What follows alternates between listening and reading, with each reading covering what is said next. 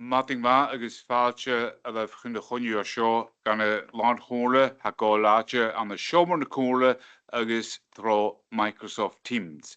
Agus mas tos ní chunniú íormí a chónliche donnach mac an MB tráiricha le facail óní. Oh, Heavenly Father, we give you thanks once again for the opportunity to be gathered here in the chamber and online as we meet as a Cora. And Lord, we are so thankful for all the guidance that you have provided to Cora over the last 50 years. And during all that change, you are the same yesterday, today, and forever. And Lord, this morning we pray and thank Malcolm, our Chief Executive, who will be leaving us at the end of this financial year, for the power of work that he has undertaken and the direction and the solid foundation he has built for this Cora over the last 20 years. And we wish and pray for himself and Chrissy having an enjoyable long retirement once he moves on to getting involved in other projects. And Lord, we see that Malcolm leaves us at a time where he has achieved so much for this current Cora, with funding now being certain for the campus at Baran Battersea. And Lord, we pray that that community will get access to the infrastructure that they require and is necessary for furthering education and other services in that island. And Lord, we also pray for the excellent work and the duration of his work he has done in progressing a single island authority. And as we move forward between now and the end of the calendar year, we see that his dedication and work over many years has sown the seeds and provided the opportunity for us to move forward as a community to meet the challenges that lie ahead of us. And Lord, this morning we pray for the convener and the leader of the call as they take us through the various items on the agenda. And Lord, we see that ahead of us are excellent opportunities. And Lord, we give thanks for the wisdom and the guidance you have provided officers and members of this call and previous callers in taking forward the vast opportunities that are available within the renewable sector, and the guidance you have provided and the wisdom and how they have been influential in taking forward those transformational projects where we see the natural resources that are around us giving us the ideal opportunity for all the communities in the Western Isles to benefit as those projects progress forward, and we hope through the various planning stages that they do have. And Lord, at this time we particularly look at the excellent planning department that we do have and the excellent work they are doing once those large projects are coming together, and the total dedication and professionalism they do in undertaking that due diligence and under heavy pressure whilst other planning processes are going through. And no more so than the planning that we will be considering today for one of the largest developments that we have ever seen in the Outer Hebrides. And Lord, we pray for all Cora members and all the staff of the Cora as they undertake all the excellent work that has been done.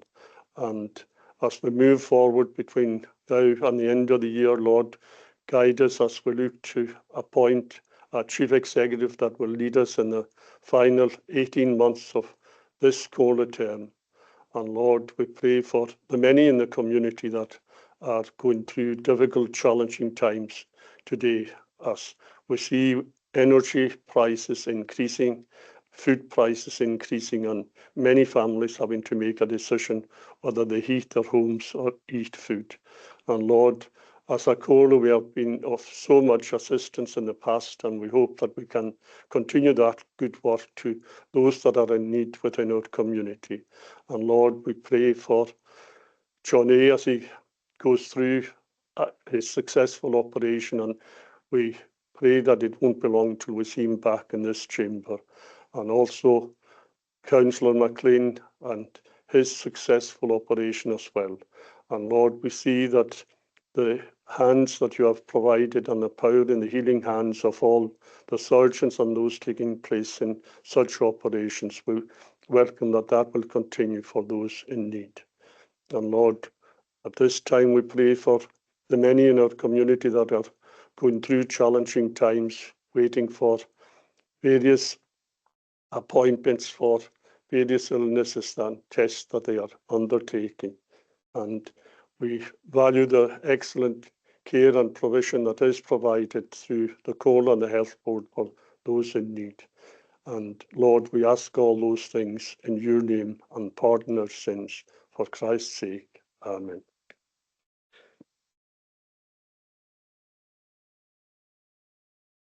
Tableisio bhaid sé bhí cinéis. Agus ha chóniúnis a chlára agus bearioting lárach lína Comhairle istí na cóniú seo. Agus Iori Manisha Derek Mackay, manager riolachaí agus taíon in látharach I lévig. Machgaram, Anna seo. Leader,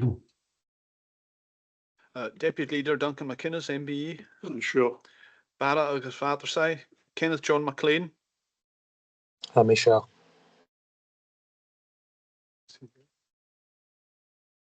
seeing Michelle. Councillor MacLean's online. Hello. Yeah. Ian A. McNeil, Amisha. sorry, Amish. Machgaram, we're not hearing everyone online. We might just Okay. have to briefly leave the meeting and Okay. rejoin. See if that works. Apologies.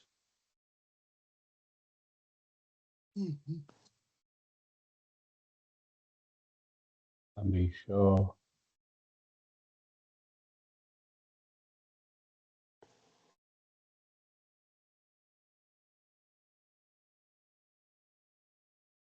I'll go back to Bara agus Fathersay. Kenneth John MacLean, Amisha. Ian A. McNeil, Amisha. Usha Jess Eriski agus Benavilla, Ian M. MacLeod, Amisha. Susan Thompson, Morning, I'm here. Ushta Tua, Mustafa Hussein, Ushan Robertson, I'm here. the Herach Paul Finnegan,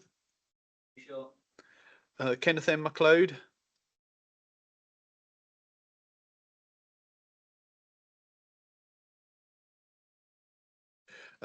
Skieran Loch, Robert Mackenzie, Angus Morrison, Skirug agus Carlebach, Ronald Fraser, Norman MacDonald, Tuv Shear agus Nish, John Norman MacLeod. I'm here. Have apologies from Councillor McSween. Lochatua, Donald F. Crichton, I'm sure. and I have apologies from Councillors John A. McKeever and Colin MacLean. Storna Lochatua, Ian M. Macaulay, Malcolm K. MacDonald, Gordon Murray, Amisha. Storna Lochajace, Ray Mackenzie, Angus McCormack, Dr. Francis Murray, Amisha. George Murray, and Skieran Rue, Norrie MacDonald, I'm here. and Finlay M. Stewart. 25 members of the Comhairle present. Machgaram. Tableisio bhaid sé bhí cé. Am doscail chulting loine gar clointjin gema saliaf. Bhí sin táseo níos le imrian agus táseo le Roy McKeever. Is lína Comhairle bhhailm imra go chuirte maise Roy McKeever. I chiad dofigar a bheith Comhairle nan Eilean mar a bheith gnáim agus a bhásich am na néidir I fichidú lá an hulting fichid góg. Van maise McKeever na dofigar a Comhairle. For now kia jiag, 3 figure ke jiag, go now kia jiag ke figure shia. No the goasha go in a rune the coichin et kosla. But lessness sonrige, eg macho makiavad and the visteige agus jarag silvaches, reolaches in it all as the Helen year agus mar áde offigar huga cumig y fwyn agus hir bwy y gilib malnoch an sy nimme project y dda fo stwyd. Ba na wrym gynanig maes yma ciafod cwnd ar ein y barhau milione na dda chwrle y cwrlwch o lechyd blione es I chejan. Eslyn y cwrle byddan yma'r cwaddoch yn nochge do fen maes yma ciafod an agus yr hwyr fig, Rory, Rab agus Magnus, agus y charden agus y charigen I gynnawd dylich o sio. Callum a conig priaf officar sofyn agus byn structure, eslyn y cwrle byddan yma'r cwaddoch yn nochge do chalum a conig priaf officar sofyn agus byn structure, et bas y fan chele fo hyn gydig. Ann Chalmers, eslyn y cwrle byddan ymwneud yn neoch gychwyd Ann Chalmers, siownawag, anig ys ciad blione y gys yn ie, nech I lot figyd gan yn tŵlting. Tal y leich ciol tradition yn y halabbe. Eslyn y cwrle byddan ymwneud yn neoch gychwyd maesiad andra yearly, yn loes y chai hiachig an y tal y leich ciol tradition yn y halabbe, an y Cwrym siadafas do chornsnog. Ha andra na nach cwl ialante agus ydje le giles fo oge do jesyn is de helan hier. Yn chosyn nopad hai colonig ans y skolchen agus na hai cwthri project yn leich feis cheltioch in sigawl ha et gleeg agus brosnog y gnasen cwl galig ninjelan. Gemene in Nederland, daar wielen kookeriche, de stenen kolen bevallen mij alle neergegorsen. Ule, ik op paarst aan de weer rugige in Eilean Siar, ik gemene in Nederland, daar wielen ze kookeriche, te ga je gamal aan narku. Bevallen taike had geisen, gaat gruin zich geen hartes, het dooi, gach eioch gehuurd na kwaadbezig. Taik kujoch dan skippe taik, ne fysios, ik skippe in Eilean Siar. Bywalym ymrag sonrige had een juin a choshing bain. Cara hanlon wonig bain jaar aan de snaaf, 10 meter, 4 meter, agus 10 meter. Gaag aan de shin le amnen Siar aan de klarien ning emnen. 4 meter, jiffergoyen, agus baun u, 10 meter, jiffergoyen snaaf. Amy Ringstead, baun noor, sleen ne man. Abby Stewart, bau naragid wi ag míle agus 200 meter agus bau nu is 900 meter. Barry Hall, bau nu is Levanathan agus skippe marathon na man. Barry Hall riist, Muriel ni Claude agus Eilean ni Kai huadiasen baunor agus skippe bal kost na man huadiasen baun u. Skol línigleid, ys lína cwrle byddan mi an neo gychwyd bwynt y sgolad fo skol línigleid. Y fwnig yn tres farpus cheist yn Eilean Siar ag taiost yn ar gailand anam yn yfole jamarst yn awgol lag an hulting. Ha chwrle tor taich gan narpus flionol sio ag sio narna turis am y stre y fwnig skol línigleid. Yng Nghapten Ian Maconig.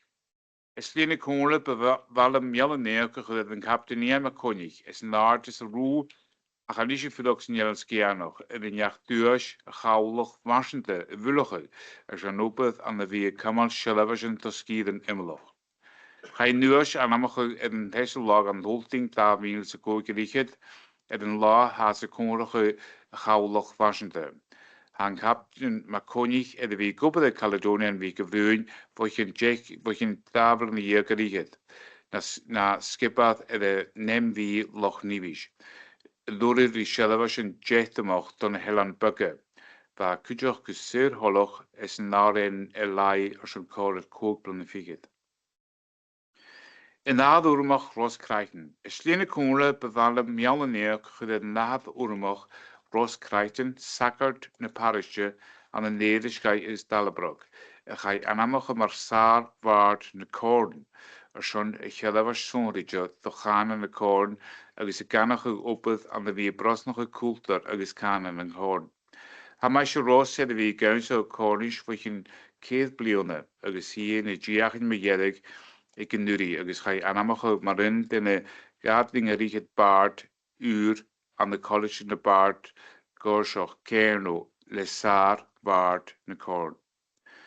Komen guashin liedjes na halabe. Is lína Comhairle bevallen meall neuk dat doen les modig loos agus a stéis an de schalting a choshin Comhairle toch urmach de komen liedjes na halabe golly genegen in kogelag an tolting an opet immerjoch do golaches liedjes na halabe. Duashin Siar is joch na halabe ga meelse kogerichet. Is lína Comhairle bevallen meall neuk gedoris na choshin duashin. Ik tacher dus Siar is joch na halabe ga meelse kogerichet. Chai chammer an glasgu Jordan in gerulag an tolting. Charles MacLeod butchel an Stornawach a choshin duas bar fiole son a barak gu a klúchoch Comhairle. Tá stalle an varai a choshin bar na blione son dark spirits rume du in Jelland. Tá stalle úse tua a choshin bar na blione son in jyn alabanoch downpour. Skolgause Claire Wilson. Is lína Comhairle bevallen meall neuk dat skippe chlanien atar Shia agus neuk planetiag for Skolgause Claire Wilson. Go parstig farpisch na kringe an de Comhairle an de Eilean Vóid jedig in Lónestol agus farpisch daimse géloch an de nede tosoch in Lónestol van de choshinga datara 3 figete jeich buin agus skia. Maar einat. Colabert Ellerok. Is lína Comhairle bevallen imragort de colabert et Ellerok ha gol aatje museum in Jelland in Hackenshire.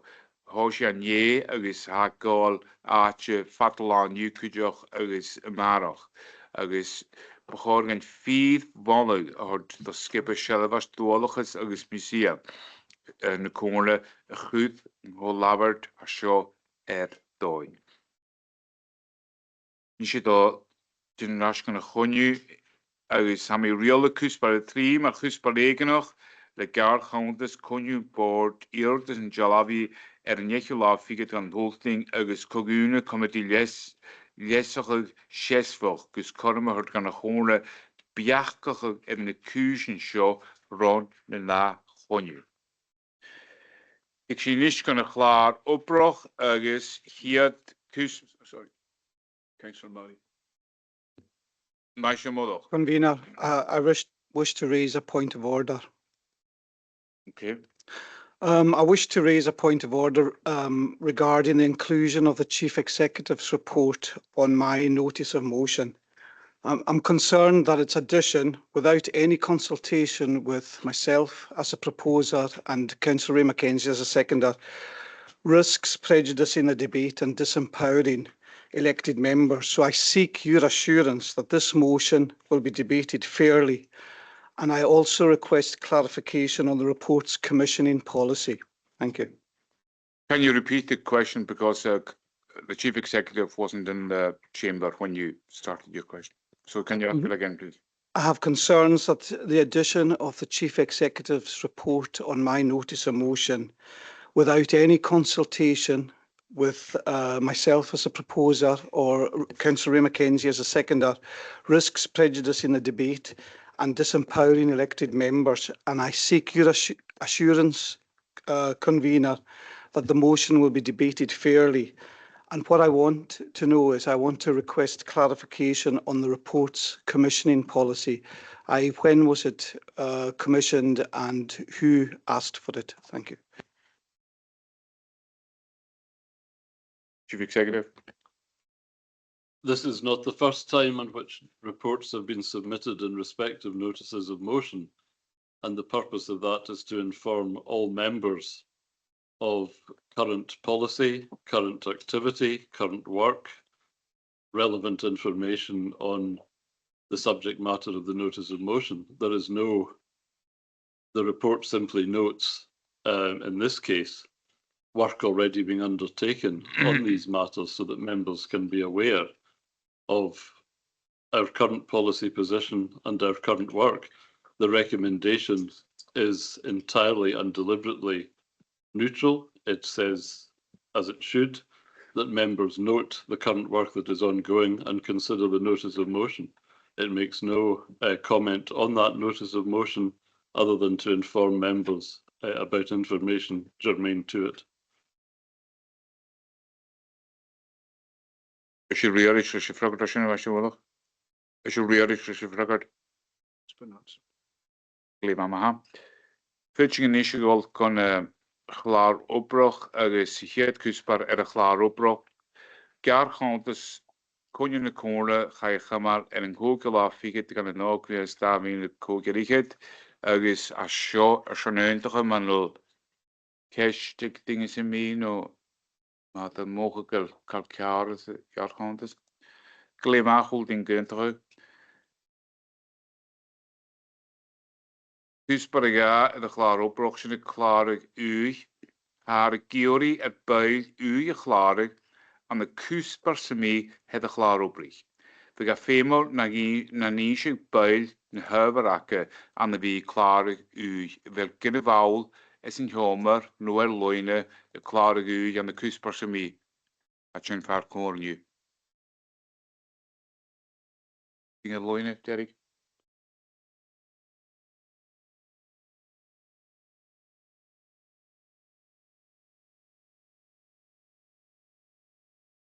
Een gewoonlijke Ian McLeod. Thanks, Convener. Yeah, I declare an interest in the planning one because I'm a member of the HHP. Would participate in any debate on it. Sorry, we'll have to leave again. Okay, misschien gewoon je haak.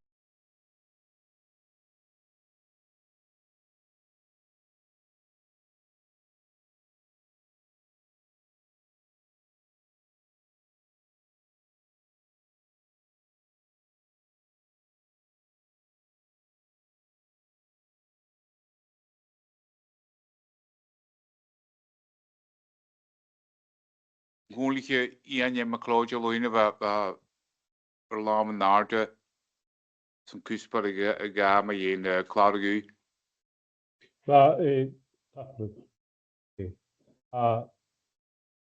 Declare an interest in the planning application as a board member of HHP, so I won't participate in any debate on it. Misschien kastgejoor, als je kijkt, klimaat. Tabeluisje, ja. Kusbaar 3 de klaar opbrug. Gargantes kon je committee galig neugela figit kan hoofding zijn Giovanni Gai. Agus sin eindiger in de Eilean ik niet een keer koog Shia agus Shak. Welke kundige? My apologies to the core. That item doesn't appear to have been uploaded to SharePoint yet. We will upload it before the close of the meeting and come back. The recommendations within Committee na Gaelic are all recommended for noting, but apologies, colleagues are uploading that just now, so we can come back at the end of the meeting. Gleef aan was je bekijkt agus tapel at schon fisrochen. Kusbare kede de klaar opbrochen keshen skriefje genjakkedem agus loch karach comedien agus genjakkene kesh skriefjaun. Kusbar koge de klaar opbrochen klaar rame konjun agus comedien ne koole son vlione horshakoin tavin se shiariged.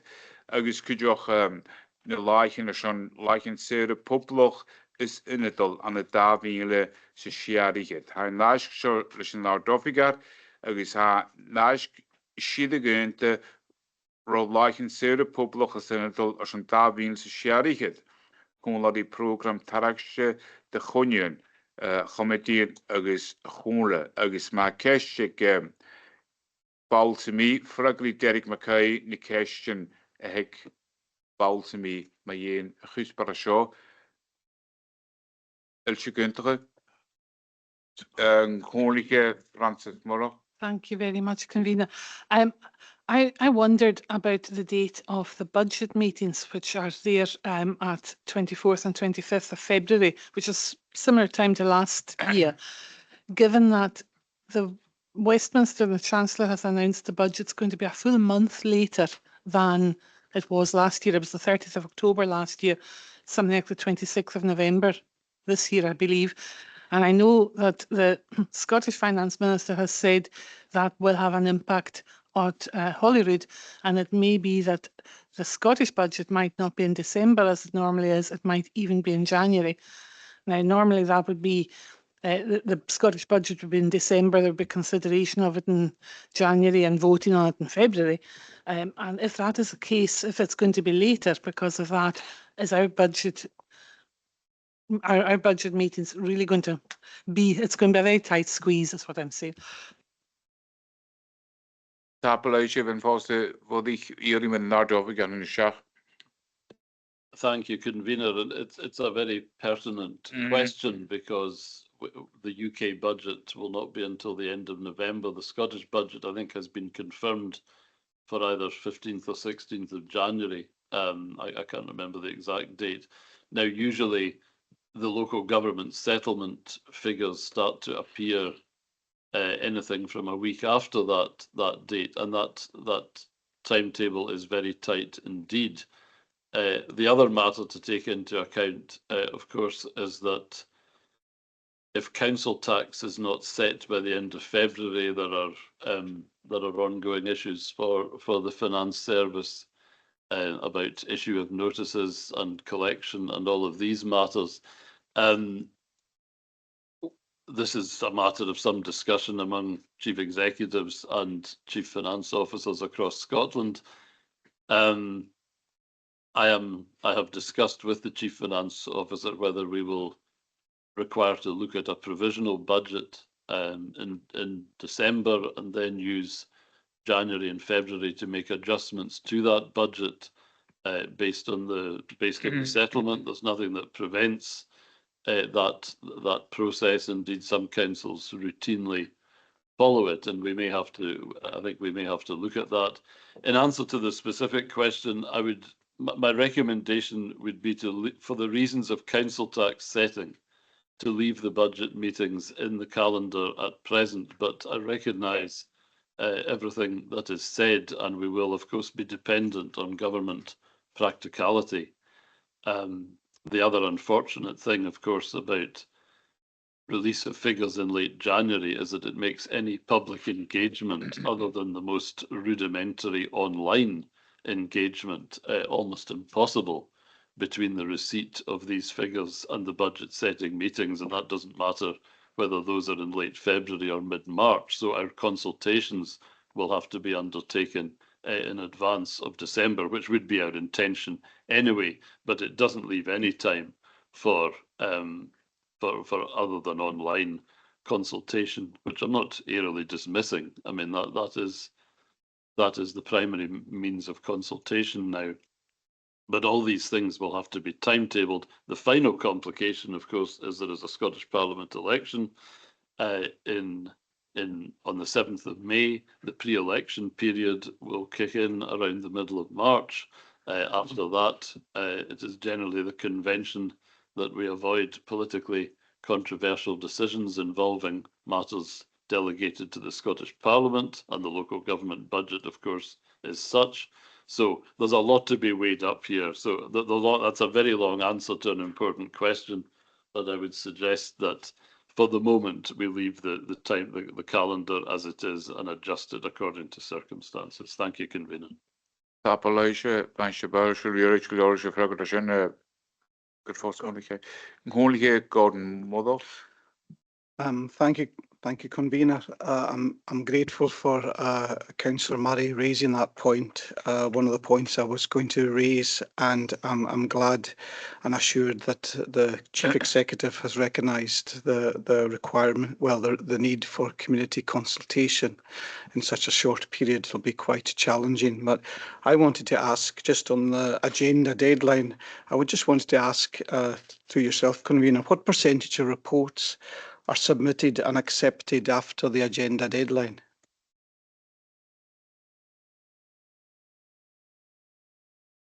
Banshee, I don't have the figures to hand. Some reports do come in just after the deadline, but I don't have the figures to hand. We do keep a record of those we receive by the deadline, and I can provide that. I can provide an update of the last few Series 2 members. Oh, that'd be great. If by department, if possible. That's thanks. We don't have the breakdown by department. We just have it by service committee. Siú lechte go leor se fragta sin as mu. Clíomh amaha cúspar hand up. gohan. Don't Crichton, Holy Don't Crichton. Tablet, just a point of order. How is that question relevant to this agenda item?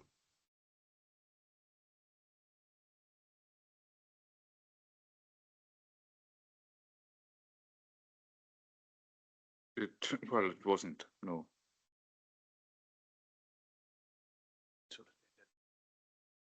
Well, compliance of agenda deadlines. Mr. Crichton.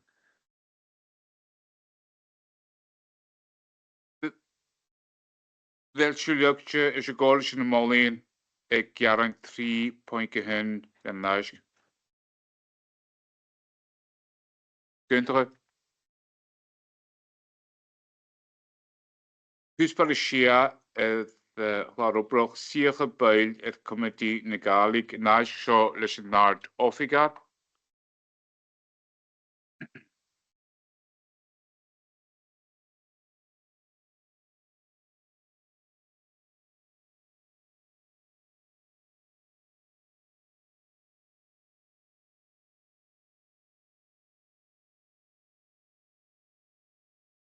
Am naes gysylltu cedr fawl hiwch ydd comedi negalig. A bawroch gynahidje comedi negalig minidje sy'n naes.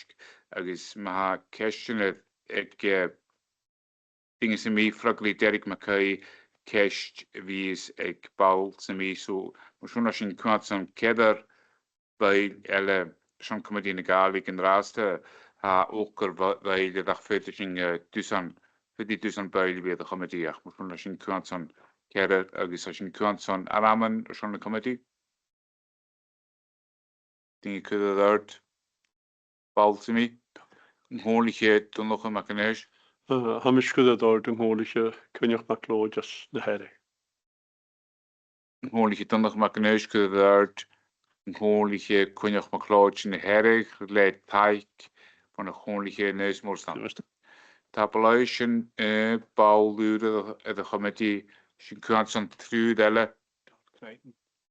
Ngholige dwi'n Crichton. Tablet, Hamish Jonoch gawir committee ma chydus dynnyr ord mi. Ngholige Crichton Jonoch comedi ma chydus dinge ddard ar amagos cyddi ngholige dwi'n nog macanesh dan am y ddard le taik van y ngholige fion o siwrt. Clemat tablau sy'n ngholige dwi'n Crichton. Fel Johnson G. Shelle, Houston Robertson. Hamish is son gorliche Mustafa Hussein chwyddwr son y comedi. Ngholige Robertson could have third, Ngholige Mustafa Hussein le taik van a ngholige Ray McConaughey. More than taik. Paul Eligion, Ngholige Donach McNeill. Hamish gyda dord ngholige Ian McNeill. Ngholige Donach McNeill could have third, Ngholige Ian A. McNeill le taik bo taramot misty donloch. Mwyswn a cedr bail ac imnish son comedi negalig. Dyr dinges i mi elig i o'r golet. Glyn mam ha. Hws bar y siach gyn eisiau fastag bawl ar bord tehan eisiau gawl agos han naes glys yn Nord-Offigar. Han naes gyda siach y bawl dyn chwle mae'r fawl yn at het bord tehan eisiau gawl yn iaith yn chwle chi fionog em steward gyda gagal. Sy'n chwle cwnnwch em a cloj bawl na chwle y ford yn rasle. Agos efer digi cyda ddard am bawl sy'n bi ar Sean y gol na man chan de bawl yn no substitute member edd board tean insigal. Nghorliche Ray McConaughey. I move Councillor Robert Mackenzie. No, Uh, he's shaking his head. Nghorliche Ray McConaughey could have Nghorliche Robbie McConaughey ha mas McConaughey gran a chalade hon. Nghorliche donach McConaughey. I'm sure that only shortest mother. Ha Nghorliche donach McConaughey could have anam Nghorliche shores modoch son bin a bawl in het board tean insigal. Le taik fo Nghorliche in Macaulay. Is you look to glorious was je modoch. Nghorliche Ian McCloud loine. Ian McNeil, kom eens kom. Mis could the Comhairle Mustafa Hussein.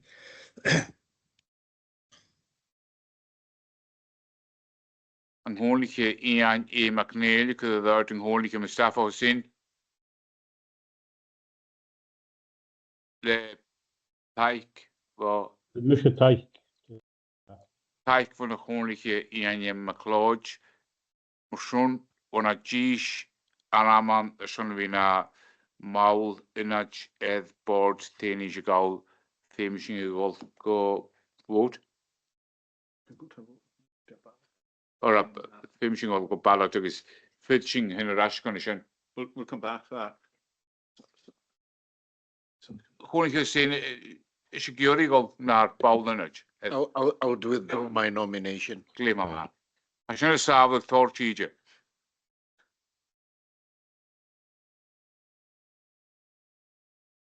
Lima gaan neem zingen voter is, maar zo'n haam. Gewoon shores morog de hier maar baul in het board tegen insigal. Tabeluisje. Huspel hoog het chláróbrach casach leis bhuiin sláinte sábhailteach an náis seo leis an ná dofigar agus an náis gus an fistracha bhínacha. Bríse rachgus sláinte sábhailteach in casach an leine cónla agus na cemnan léisachaí a head an gáil. Agus fragarí Tim Langley ceistin sa mí a heag bail ma dhéon in náis go seo. Bal ceistin sa mí bail man in náis go seo.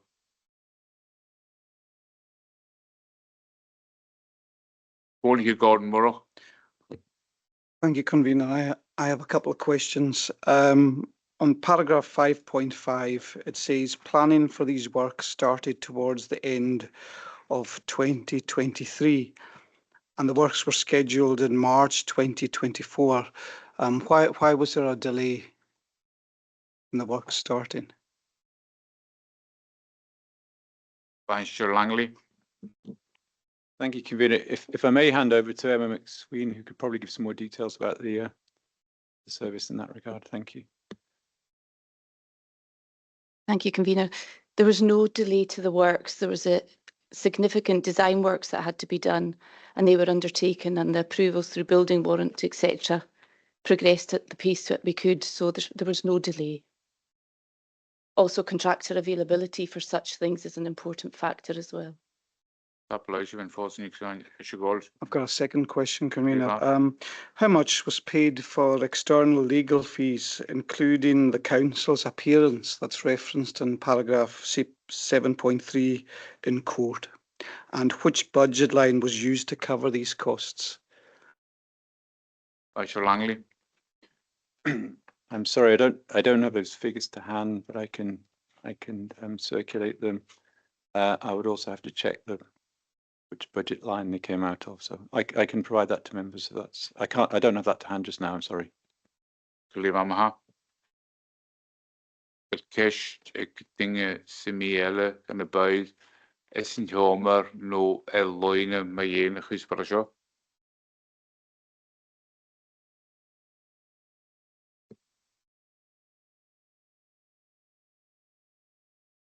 De wel builer is je kunt er naast hard. Wanneer?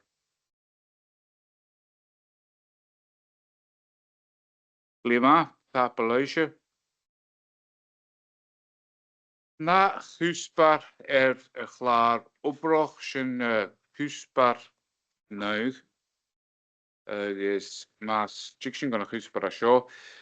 Ysgas, mwyn i chi dod nog mag I'm sure Shelton you as a whisper show the line him na bawla de chishpi kuja. Glima, ta blaise, mes mwyn gwneud. Mas chicken gan húsbar a sio, bachylem gan yng bail. Mas gosio pars yn y cogwni, jalafach i chydyn heine bail, bail gyffeimsif smynach iddo fel sef bydd knap starach yn y prosiect cogwni, le no ente o laif sy'n liortus van chonju no vi kuitjige bailelle sy'n cogwnig sonige. Femi gloset no aardige aan een naif die ket jalavachi. Vi steetje van edoveren jalavi.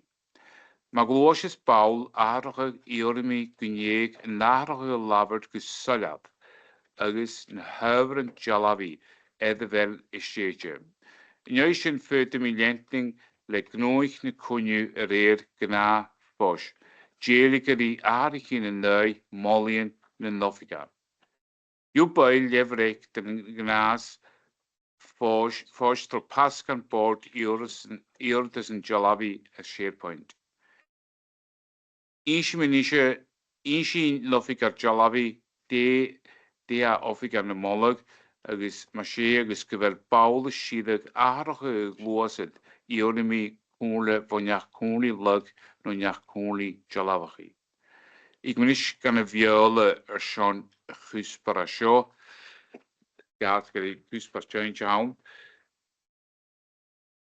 This planning application is classed a major development under the Town and Country Planning Hierarchy of Development Scotland Regulations 2009. The hierarchy regulations, the applications cannot be determined under delegation. In accordance with the scheme of delegation, the board met yesterday and agreed to recommend that the application be approved. Helen MacDonald will speak to the report and answer any questions from members about the planning application. I should have said that this is a phased housing development to erect 160 houses with associated roads, infrastructure and plots for future commercial development at Melbus West Housing Development Site, Sandwich, Isle of Lewis. So I will now ask Helen MacDonald, one of our planning officers, to speak to the report. Helen. Thank you, Convener. I'll just take members through the proposals via the PowerPoint. Hopefully we had an opportunity to review the report in more detail. I'll take you through the proposal first in the context of the site and some images so you can get an idea of where the project is proposed, the key elements of the assessment and then our recommendation. So as the conveners advised, it's a phased housing development for 160 houses with associated roads, other infrastructure, a plot for future commercial development, and it's located on the Melbus Farm area, classed as Melbus West in our housing development allocations in Sandwich on the Isle of Lewis. It's working, bear with me. Here we go, sorry. This just shows the location of the site in a wider context. If you look at the bottom left portion of the slide, you'll see the area outlined in red as the application site. Immediately to the east, you'll see a large existing housing development, originally called Melbus East. Those are often referred to as the Mackenzie developments, which have happened over the last 15 years or so. Immediately to the south, you can see the Park End industrial site. To the southeast, the older Park End housing development. Further to the east again, you can see the airport, just so you can orient yourselves, Melbus and Branagh High over there. To the immediate west of the site is East Street, further along North Street, and you can see parts of Plasterfield and Stainish to the north. A bit of a detailed slide, you can read through that. I'll take you through the points. Again, it's a four-phase development of 160 houses with the associated roads, infrastructure, amenity areas and landscaping. It's within the mapped main settlement of Stornoway, and the proposals also include a plot with the capacity for a future commercial development. It's a large site extending to about 10 hectares. The development does include in-carriageway works to the existing main A866 road, which serves Point and the airport. These are to slightly realign the road and develop a roundabout to manage traffic flow into the housing site and back through the A866.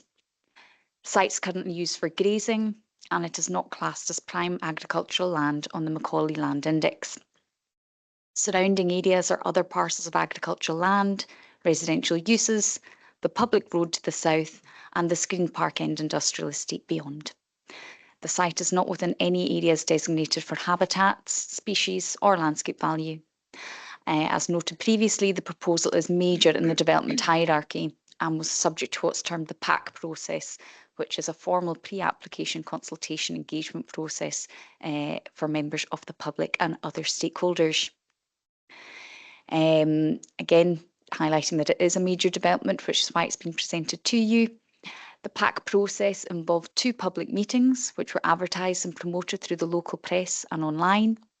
The process included online feedback options for people who attended the meetings or those who were unable to attend. The developer carried out this process, and any comments received were addressed in the second of those 2 meetings, and responsive changes and additions from this process have been consolidated in the formal application and are contained within the pre-application consultation report which accompanies the application. So we'll go through the plans now and some images of the site. We zoom in of where we were previously. You can see our development site there outlined in red, and you can see on the right hand of the slide the proposed layout of the development. You can see that the lines of housing is quite similar to what's on Melbost East, following the contours up the site where the site rises from the south to the north. You can see that there are green spaces, including surface drainage basins located in the middle of the 2 sites, so to the right-hand side of the development site. Of note in this particular slide, you can see the roundabout at the southern edge there. The current junction and road that serves Mackenzie East will be stopped up, and all the development for both housing sites would come through the proposed roundabout. As noted previously, it's a 4-phase proposal. We do not have specific timescales for this as of yet, but you can see how they're split there, with 30 units in phase 1, 35 in phase 2, 44 units in phase 3 and 43 in phase 4. The roundabout and main infrastructure for access would go in phase 1, with phased amenity and drainage development as the development progresses.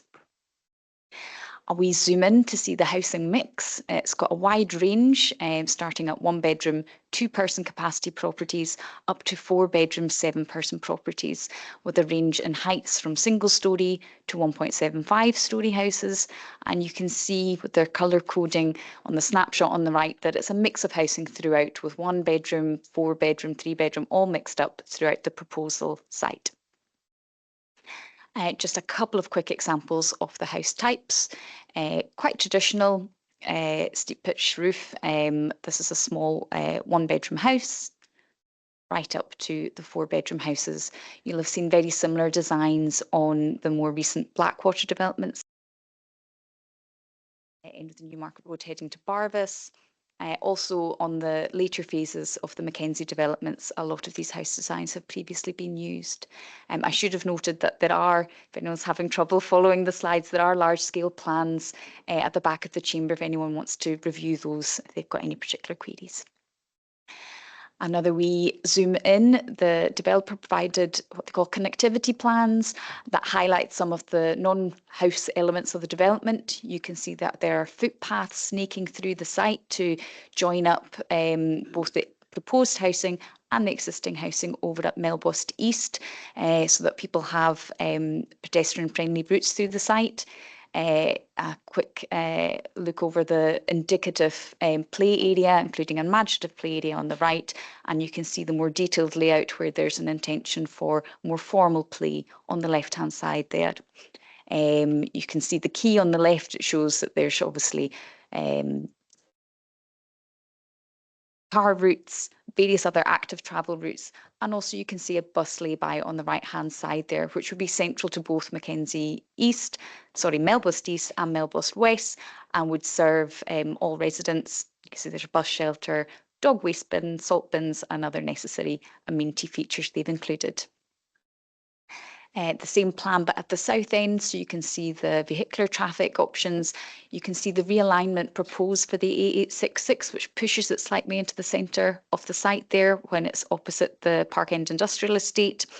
The indicative roundabout position shown there, and how it would serve into Melbourne West as well as Melbourne East, with the stopping up shown at the bottom of the slide there. The developer has shown quite a bit of detail to do with connectivity, especially pedestrian routes. The roundabout would create quite a big change, especially while construction is ongoing. You might be familiar with what's called Charlie's Path, which takes the current residents of the Mackenzie developments through towards Sandwick on the north side of the A866 without requiring to use the pedestrian crossing, which is located further east. That would have to be amended, particularly during construction, and you can see the developer has shown that they intend to retain this route, slightly rerouted, but to ensure it's there for the Melbourne East residents while construction is ongoing. And you can see that once the vehicular elements of works are undertaken, they will fence the development site to the north to allow the pedestrian route and obviously the vehicular route to be in use while works are undertaken. Just some images so you can see the site. This is taken from just outside the Park End Industrial Estate looking north. You can see some of the houses on East Street to your left, and some of the Mackenzie development at the right-hand side to the east there. Just facing northeast, you can see a wee bit more of the development site in the context of the existing development on Melbourne East, the Mackenzie houses. So the foreground there would have housing and also the roundabout development proposed. Taking you to the centre of the site. So if you're looking at the context on the right, I'm standing just at the junction into Mackenzie Park. Looking south, you can see the main route into the Mackenzie developments on the left-hand side and the development site of grazing ground to the right. Same position, but looking north, you can see Mackenzie Park on your right there and the development site on the left. You can see there's a large overhead line there that is indicated for being rerouted and undergrounded. Right at the north of the site, looking south, so we're a lot higher up than the main road now. There's approximately 8 metres difference from the main road at the A866 and the back of the site, and that all is taken into account with the development routes, topography and site sections provided with the application. Taking you back down now, we're looking at the route which will be stopped up. So if you can see on the kind of top left of the slide, you can see the first houses of Park End and the end of the Park End Industrial Estate. So that will be bollarded. The road is retained for access from within the site for people whose houses and parking are there, but you would not access from the A86 anymore other than for pedestrian use. Looking at that junction from the Park End side, looking north there. So that would be retained but bollarded and no longer used for vehicular traffic. Looking back across the development site again, the potential future commercial plot in the foreground there with housing behind. You can see the end of East Street again. And looking along the main A86 back towards Stornoway, the roundabout and realigned carriageway would be in the centre of the site there. Sorry, okay. So in terms of engagement for the application, there was one public representation. We also consulted Sandwick Community Council as the statutory community council for the area, but also Stornoway, which bounds the site, to ensure that we could get views from all affected residents. The one public representation was positive and was very pleased with the inclusion of larger houses in the proposal.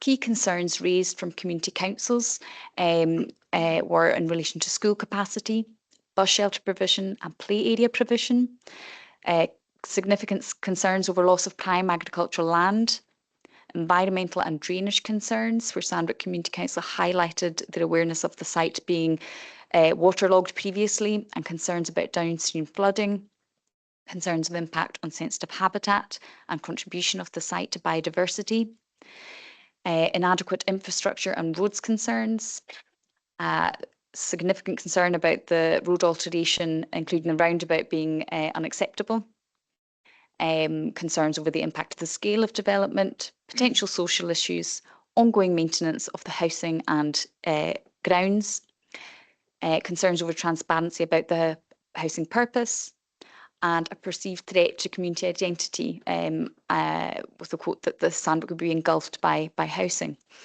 All these elements have been concerned under the relevant policy sections in the report, and where there's not an appropriate policy, we have grouped those at the end of the report and considered them and weighted them against the planning concerns in relation to the concerns raised. While making the appraisal of the application and assessing it, the key considerations and planning issues were the principle of the development, its contribution to placemaking and design, the potential for impacts on landscape and visual amenity, the potential impacts on residential amenity, roads infrastructure and safety impacts, and drainage infrastructure and impacts also. The report sets out an appraisal of all these issues. The application was subject to minor iterative changes in response to feedback, both from representations and other consultees.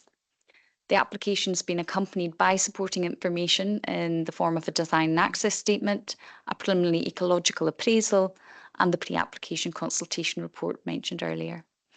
These reports do contain mitigation measures, and commitments are made within these documents which can be secured by planning conditions to ensure that the mitigation is carried out if the development goes ahead. The new roundabout and junction, as well as new internal roads layout, has been considered in the planning process, but it's important to note that it would also have to go through the roads construction consent process, which is administered by our own road section, to allow the roads to be adopted or for works in an adopted road, and that looks in far more detail at the technical elements of achieving those changes. As you are aware, planning applications require to be determined in accordance with the provisions of the statutory development plan unless material considerations indicate otherwise. Having undertaken the full assessment of the application, including comments from consultees and others, it is recommended for approval, subject to conditions to manage the impacts and delivery of the proposed housing, and those are set out in Appendix 1 to the report. That's just taking you back to the original slide in case you want to review that and have any questions. Happy to take those, Convener. Thank you very much, Helen, for a very detailed report about this planning application. Do any members have any questions about this planning application? Councillor Ray Mackenzie. Thank you, Convener. It's a very good report, obviously, and I did attend the planning board. I'm not on it, but I did attend it yesterday, and a lot of the questions were raised at the time. I think Councillor George Murray raised a couple of questions, which I was particularly interested in. The imaginative play area, I thought, imaginary play area, I read it as first of all. I think it's important. We've got a small town here now, you know, between the two developments and Park End and all the rest of it. And I think Mackenzie Park or Stornoway or whatever east, I think that they were not very well done by, I'll say, by having a couple of logs and you know, not very much more than that as a play area. And, you know, there's a tremendous number of houses there now, and there will be, of course, double. So I hope that, you know, that what's represented there will be quite substantial as far as not imaginative, the part on the east side, but the part on the west where it shows, you know, swings and roundabouts and all the rest of it, that there'll be a substantial number of things there for kids to play on. I think also Councillor George Murray that raised the question of the roundabout. And I think in his words, he said, was it a roundabout like the access to the airport, which people just drive over? Or is it something more substantial like the one down at Tenkerbetson's there? So I think definitely that's something I would like clarified. Charlie's path you mentioned, and what I saw on there was that it is, you know, taken in and over, and then at some point, obviously, it's got to cross the road. Is that correct? I don't know. You can explain that to me. And the last point was a question of the electricity. That's been, you know, there's up in the air on the poles at the moment, and you said it's going underground. Well, it won't be going under the houses, presumably. I don't know how that's going to be rerouted, but if you can explain that, thank you. Okay, thank you very much, Councillor Mackenzie. There's another 3 members want to come in. Do you want to answer them member by member, or do you want to wait till they ask, so the 4 members ask the questions, and then we can ask you to come back with the replies? Okay, Councillor Gordon Murray, you want to come in next. Councillor Murray had it done first. Can someone put their light off? Okay, Councillor Murray. Thank you very much, Convener. I wanted to ask just about the roundabout. I think the alternative could have been a light system as per Sinclair Avenue. So I want to ask, what were the overriding reasons to have the roundabout there instead of the traffic lights? Thanks. Okay, thanks, Councillor Murray. Councillor Paul Finnegan. Thanks, Chair. It was just really an observation, just to draw members' attention to 9.12 and the significant issues for the early years capacity going forward. And that will have to be very, very carefully thought through as the phases are developed, because it's a significant issue for us in education. Okay, so just to make members aware of that and budget implications because of that. Okay. Thank you, Councillor Ronnie MacDonald. Thanks, Chair. Yeah, I've got a couple of questions. I don't have too many concerns. The first one is with regard to the roundabout. I think there's already traffic lights just prior to that roundabout. I don't have any concerns about going over a roundabout or going round a roundabout. Right, going round a roundabout, should I say? I don't think you should say that publicly. I would hope that there's something substantial in the middle of it, just to make sure that people can't go over the roundabout. Yeah. My other concern is, again, it's been raised here before, is about the size of the play area, because, you know, we're talking now about Mackenzie City. Will there be enough for both developments now? We're talking, I don't know how many houses total. We're talking about 300 houses. And we would have hoped that there's significant play area for children within that particular development. And, you know, I would like to hope that the new development will incorporate the needs of across the road, as it were. I'd also like to ask, who will be responsible for the upkeep of this particular play park at the end of the day? Because, as we all know, it will take a year or two, and the play park will be required probably significant reinvestment and upkeep. So we need to understand where the budgetary concerns are going to be about who's responsible for the upkeep of that. The proposed commercial development in the corner, I'm presuming, will be for some kind of retail outlet, because we're now talking about Park End and several Mackenzies, Crescents, Lanes, Parks, etc. I'm guessing that somebody will be very interested in putting a commercial development in there, and I don't know who would be responsible for the letting or the procurement of that particular area, but I would anticipate that there's going to be significant demand, and I would anticipate that certainly there would be some kind of provision for the populace of that area. Now we're talking, I don't know, it might even be 1,000 people. We're talking certainly 500-600 people. That's the other. It's not a concern. It's just a notification of, you know, I'm guessing there's going to be a shop there. But my significant one as well is going to be, as alluded to by Councillor Finnegan, I'm guessing they fall into the catchment area of Stornoway Primary and Scholar Row. Do they? Stornoway Primary. Well, I know we've got capacity in Stornoway Primary for, I don't know how many children it was, but I know children from the area go to Scholar Row. So I'm anticipating we do have enough capacity within the provisions for the anticipated number of children that we've got. I would imagine that Donald MacLeod will be able to allay any fears. Finnegan wants to come in on that one. Only in the primary, but not in early years. The early years is the issue. It's a big issue. It's a big issue because you've also got the airport developments coming off as well. It's going to be so that's the main issue. And as we have a requirement to provide early years, we'll have to pay for that extra provision as well. So that all has to be factored in. Okay, thank you very much, Councillor Finnegan.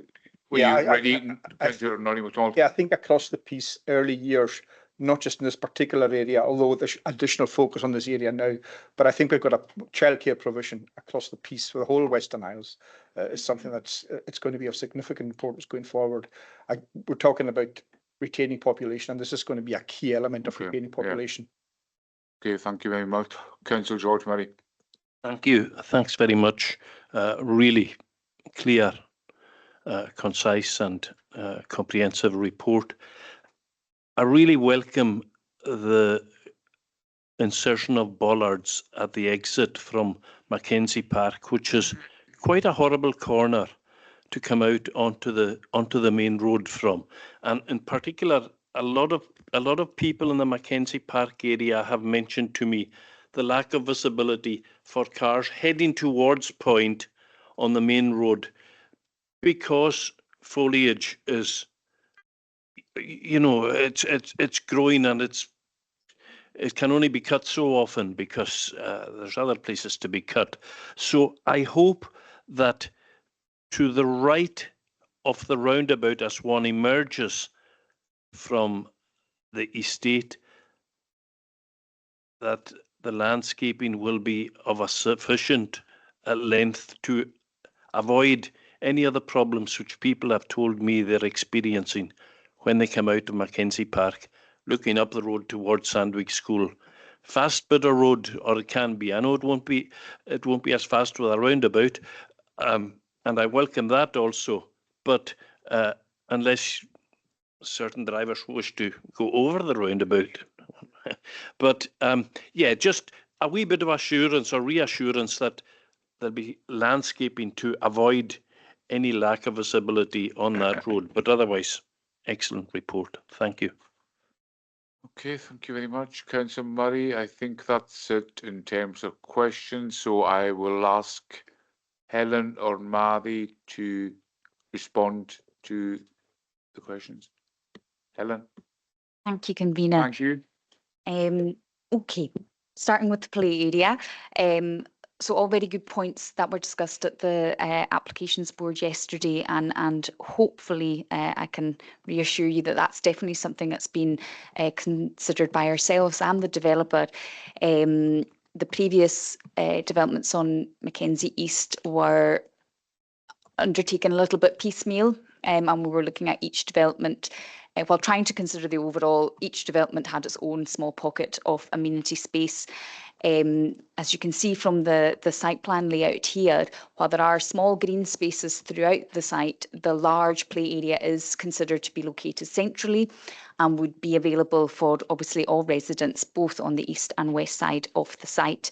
Imaginative play, I know it's not a term that's very well loved, but it is promoted strongly in Scottish Government policy as an important part of childhood development, so that not everything's provided on a plate. They can come up with their own games and have space to run around. So I think that will remain. But as we noted, and you can see on the west side of the site, play infrastructure, actual equipment is something that we are looking to secure, and you can see that in condition 21. We do want play equipment located there because there is going to be a significant number of children and there is no existing immediately available play areas on that side of the A866 for the residents. So yes, we will be aiming to achieve that through the condition.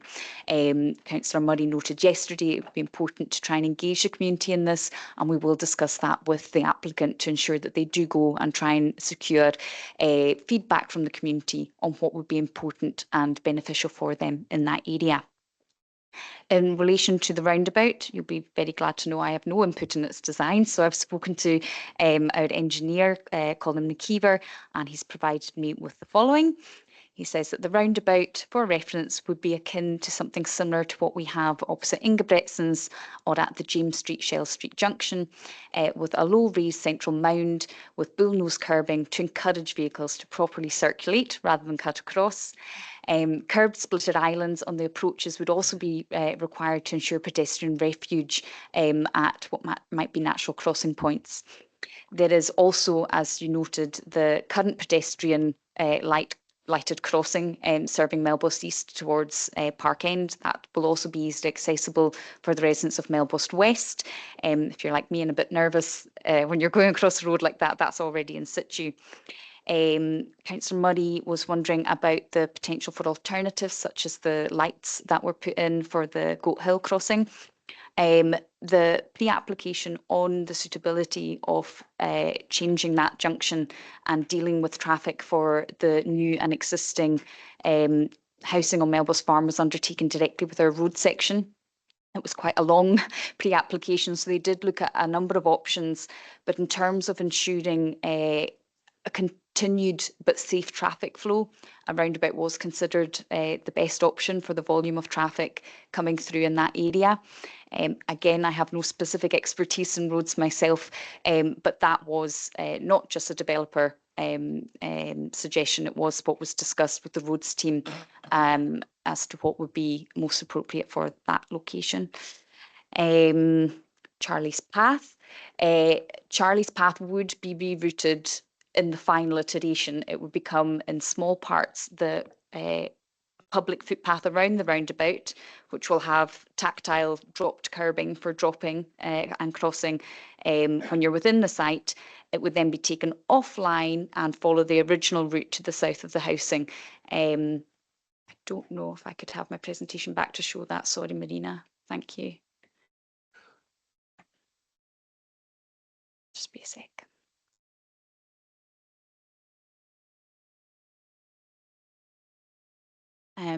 Typically, obviously, I don't have a laser pointer, but if you look right at the very bottom of the right-hand slide there, you can see Charlie's Path as it then heads on over towards Sandwich School. You can see it coming to the south of the southernmost housing, and then where it would merge into the adopted footpath that would be in place around the roundabout. I don't know if that's clear enough, Councillor Mackenzie. So it would be retained offline where it is close to the A866, but it would merge into the public footpath as you come around the roundabout with tactile crossing points within the actual Melbourne West development, when it's complete. Okay. Your query about the overhead electricity lines. So that's managed directly with the network section of SSE. They require to deal with all that process, obviously, because it's largely a health and safety matter. The proposal is undergrounding, which has a relatively short above ground corridor to ensure access and maintenance, and that would be underneath some of the green infrastructure you can see at the centre of the site there. So obviously sufficiently separated from the houses for health and safety concerns, and they factored that into the site layout. I acknowledge what members have said about the education provision, particularly early years. This does fall into the Stornoway primary catchment area, and we've been advised that there is capacity in the general primary population, but as noted, there are concerns about early years, and definitely a matter that needs looked at, but not one that we can provide you with much guidance on through the planning process, I'm afraid. Landscaping, sorry, I should have brought that up with the roundabout, not impacting on visibility displays. We will definitely consider that. A finalised landscaping proposal is required by condition, and we'll be considering things such as impact on visibility displays, impact on the airport, try and reduce the number of birds too close to the airport. So all those matters will be considered when the landscaping proposal is coming in and finalised. The commercial development, that is something that has been in the, thank you, Maddie, sorry, the planning brief for this site is a long standing housing allocation site since about 2006. and that is exactly the intention, to try and ensure that there is space to provide some form of service for the community, be that retail, a community space themselves, a mixed use hairdressers. There's any number of things that could be there. While we cannot secure its development or procurement through this process, ensuring that the space is there and held there for that use, to try and ensure that there is something to be available for the community is secured through the application and the conditions. That answers all the queries. I think your questions were very well answered, Helen, and well done indeed again for answering the members' questions and concerns very thoroughly. Councillor Norrie MacDonald and Councillor Paul Finnegan first. Councillor Norrie MacDonald. Thanks, Chair. It was just a quick question. I noticed in condition 2, a minimum of 40 of the 160 units thereby approved should be for affordable housing, and not all. They are all for affordable housing, or they're not all for affordable housing. That the 160. Norrie, can you put your right off? Sorry, thank you, convener. What we do through the condition is to secure the minimum as required by policy. Now, as you can see, the applicant's HHP, so it's very likely that they would be putting it all through for a variety of affordable housing outcomes. We can secure the minimum, and that's obviously up to members to review and see what they think is appropriate in terms of policy. Likely to all be affordable. Thank you very much, Councillor Norrie MacDonald. Yeah, thanks again. I forgot to thank you for the report. My apologies for that. It's a cracking report. I would expect no less from the planning department anyway. Going back to the play area again. I'm sorry to bring this back up. In a couple of years' time, there's going to be a requirement for reinvestment in the play area. I just wonder, we're not in the process of adopting new roads. Are we adopting new play parks? Because these come at a cost. And I would like to think they would be maintained adequately. And asking the corner to maintain play parks, I know the budgets on these things have been cut over the years. I just don't want to be in a situation in a couple of years' times, where the degradation of the facilities and the equipment has required further investment. And I would like to know, would the developer, we're talking a multi-million-pound investment here on housing. Would they be able to leave some kind of legacy fund that would maintain the upkeep of the play parks? Because without a doubt, in a couple of years' time, there's going to be reinvestment required. Yeah, thank you very much, Councillor Norrie MacDonald. Helen. Thank you, convener. Sorry, I did make to talk about upkeep, as Councillor Mudd had already asked, so my apologies for that. It's slightly complex in a way. It would not be the council's responsibility unless another section actively sought to adopt that. For example, roads construction consent will adopt new roads, but that has its own process to secure funding or whatever is necessary in order to upkeep those roads, and obviously through other mechanisms such as council tax. If this is developed on the developer's land, on the applicant's land, they would be responsible for upkeep, but there is no enforcement mechanism for that. And that is difficult, and there can be some legal methods to secure funding and bonds for that over a certain time period, but that's never been something that has been sought previously by members, often considered an undue burden, generally on someone like HHP as an RSL. I haven't highlighted anything like that in our report because we don't actually have a policy in place for that at this time.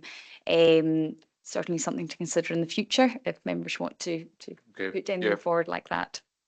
Thank you very much. Councillor Ray McKenzie, will you give your light on? No, basically the same thing, and yeah, that's fine.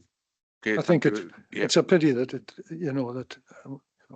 I agree with Helen that we should be looking at for the future, but it's a pity we couldn't incorporate it into this huge development, which is probably not going to occur again for a while. Councillor Ian Macaulay. Thanks, Chair, and thank you once again for the report that we heard yesterday, day before yesterday. Just as enlightening the first time. The second time, it's something you mentioned there, Helen, that there is a space, and I saw it in the plan. Just something you said there regarding could be used for a community shop or a community hub or hall or something.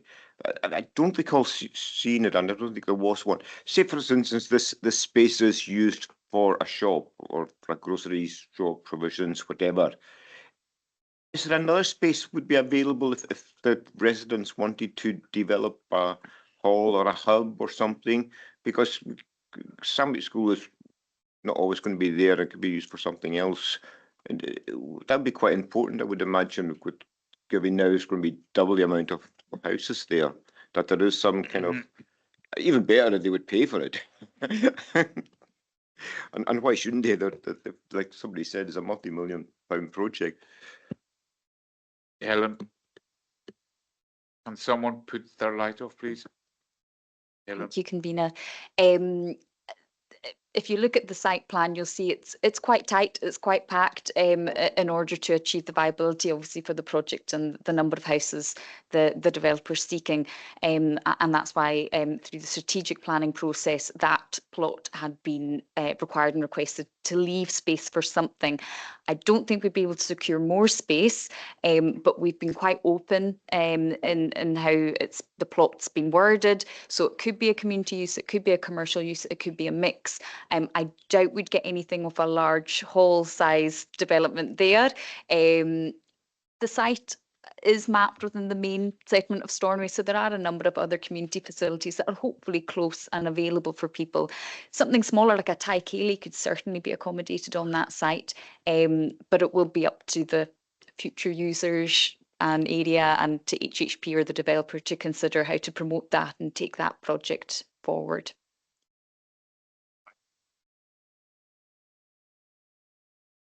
Just crossed my mind, there is going to be a small area of road there that's not going to be used anymore. That's going to be bothered off. Maybe they would be willing to build something on that wee bit right in the middle between the two areas. Thank you, convener. I think the people who's got their house parking there would be a little bit upset if they couldn't get into it. So the road will be used, I should say, but only for the people who need to access their houses and the parking area there. So it's not it's unfortunately not available space, but it would also serve the commercial plot. So the area is quite large. It includes enough area for parking if that's necessary, depending on the nature of the use. And I think it's relatively substantial for the site. Exactly, multi-use. There's lots of options available to people going forward, and hopefully appropriate interest or funding can be secured to get that developed. Okay. Councillor Norman, I'm seeing your light on. You've been in twice. The others who would want to speak as well. Let them in. Okay, Councillor Angus McCormack. Thank you very much indeed, convener. Thank you again, Helen, for a very good report. I just wanted to come in on the question of the discussion that we've just had, to say that the Sandwich Hill Community Hub is very close to acquiring the Sandwich Hill School site for development, and that might answer some of the questions that Councillor Macaulay has asked. There are plans there for potentially for there to be a shop there and community facilities. And the point that Helen made earlier on is that there could be and should be discussion amongst the whole community as to just exactly what they would like to have in the different locations that are available.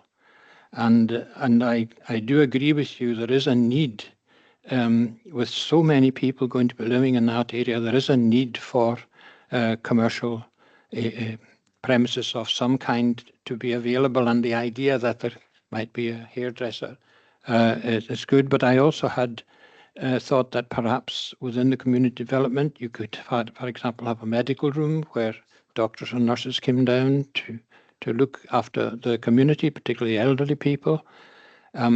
So, you know, you could have, with the site that we are talking about here today and the Sandwich Hill School site, you could create quite a number of very useful community facilities which don't occur at the moment.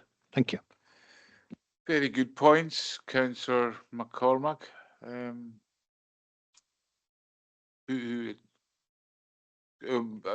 Malcolm, did you?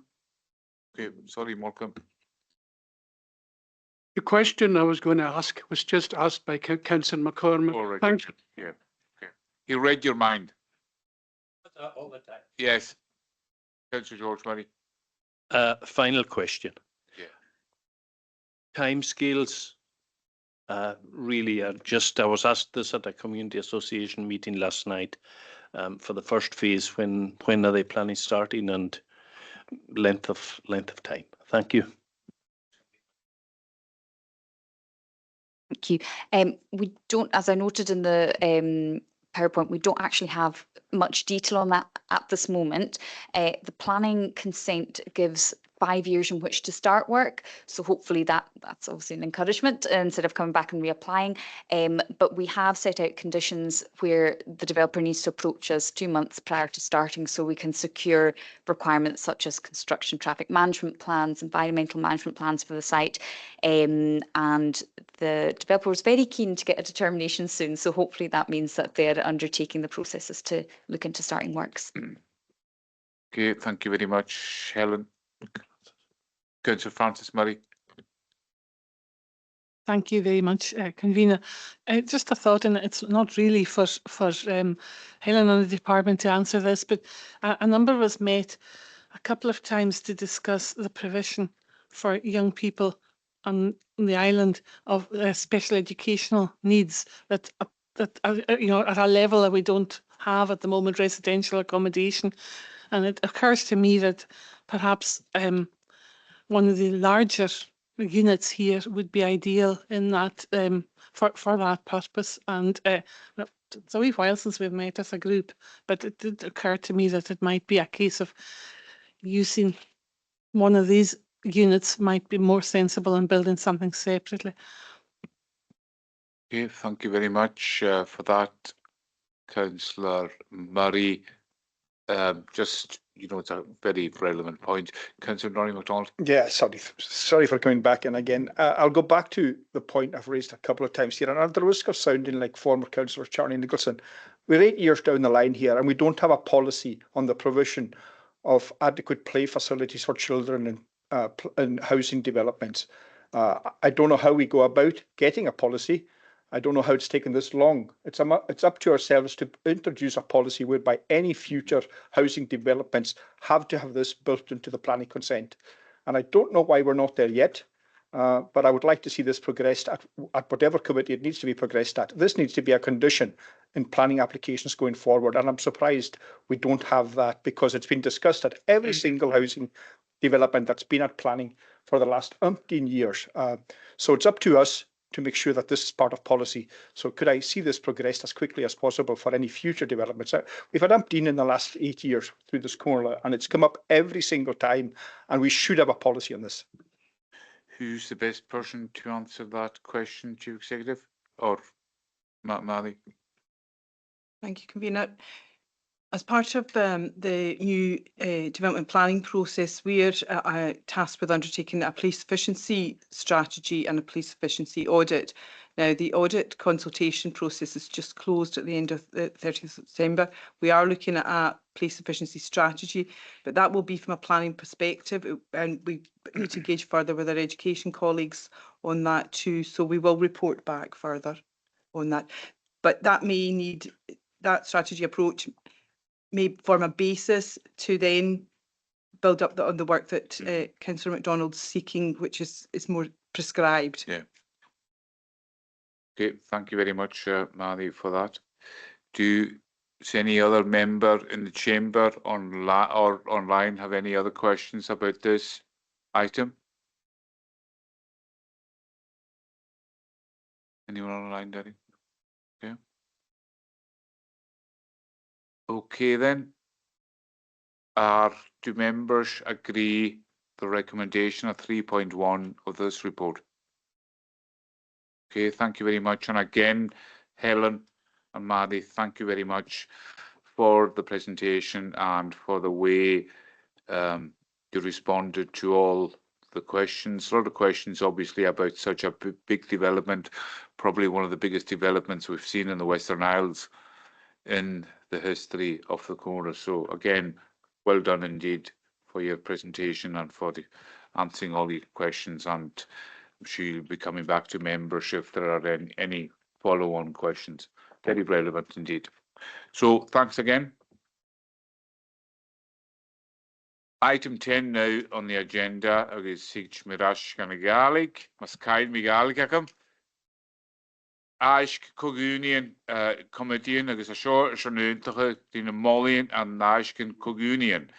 Ami Shidig Takriche, agus Nachtaik, a Shona Haishkin Coguni Elenis. Comedy Furlum Sporsh, agus Shelavishan Clonia, Chai Hamal and Riula Figit Gan Tulting. Edig Lost. I move the committee decision report of Education, Sport and Children's Services Committee on the 23rd of September 2025. Edig Lost, Lushan Hariche, and Holy Paul Finnegan, Le Taik. I second that. 1 year Hariche, the committee, and Holy Mustafa Hussein. Or an Taik, Nachonu, she committee, Lesach, Shesfach, Chai Hamal and Triula Figit and Tolting. Agus Kujoch Konu Nientinoch, Lesach Shesfach, Nechula Figit and Tolting, Davin Seko Gerichet, Agus have some committee, Tarich in the committee, Glossed, Yar Houndus, Son Konu, and Triula Figit Gana Tolting, Ach Kusparishia Van, Farne Clara U, Agus Farnago. Een jaar ga ik in Hoorlige naar die donderdag in gaat at ze waar Jespet en Kusper was. Papa Let's I move the committee decision report of the Sustainable Development Committee that took place on the 23rd of September, with the exception of item 6, in which I declared an interest and left the meeting.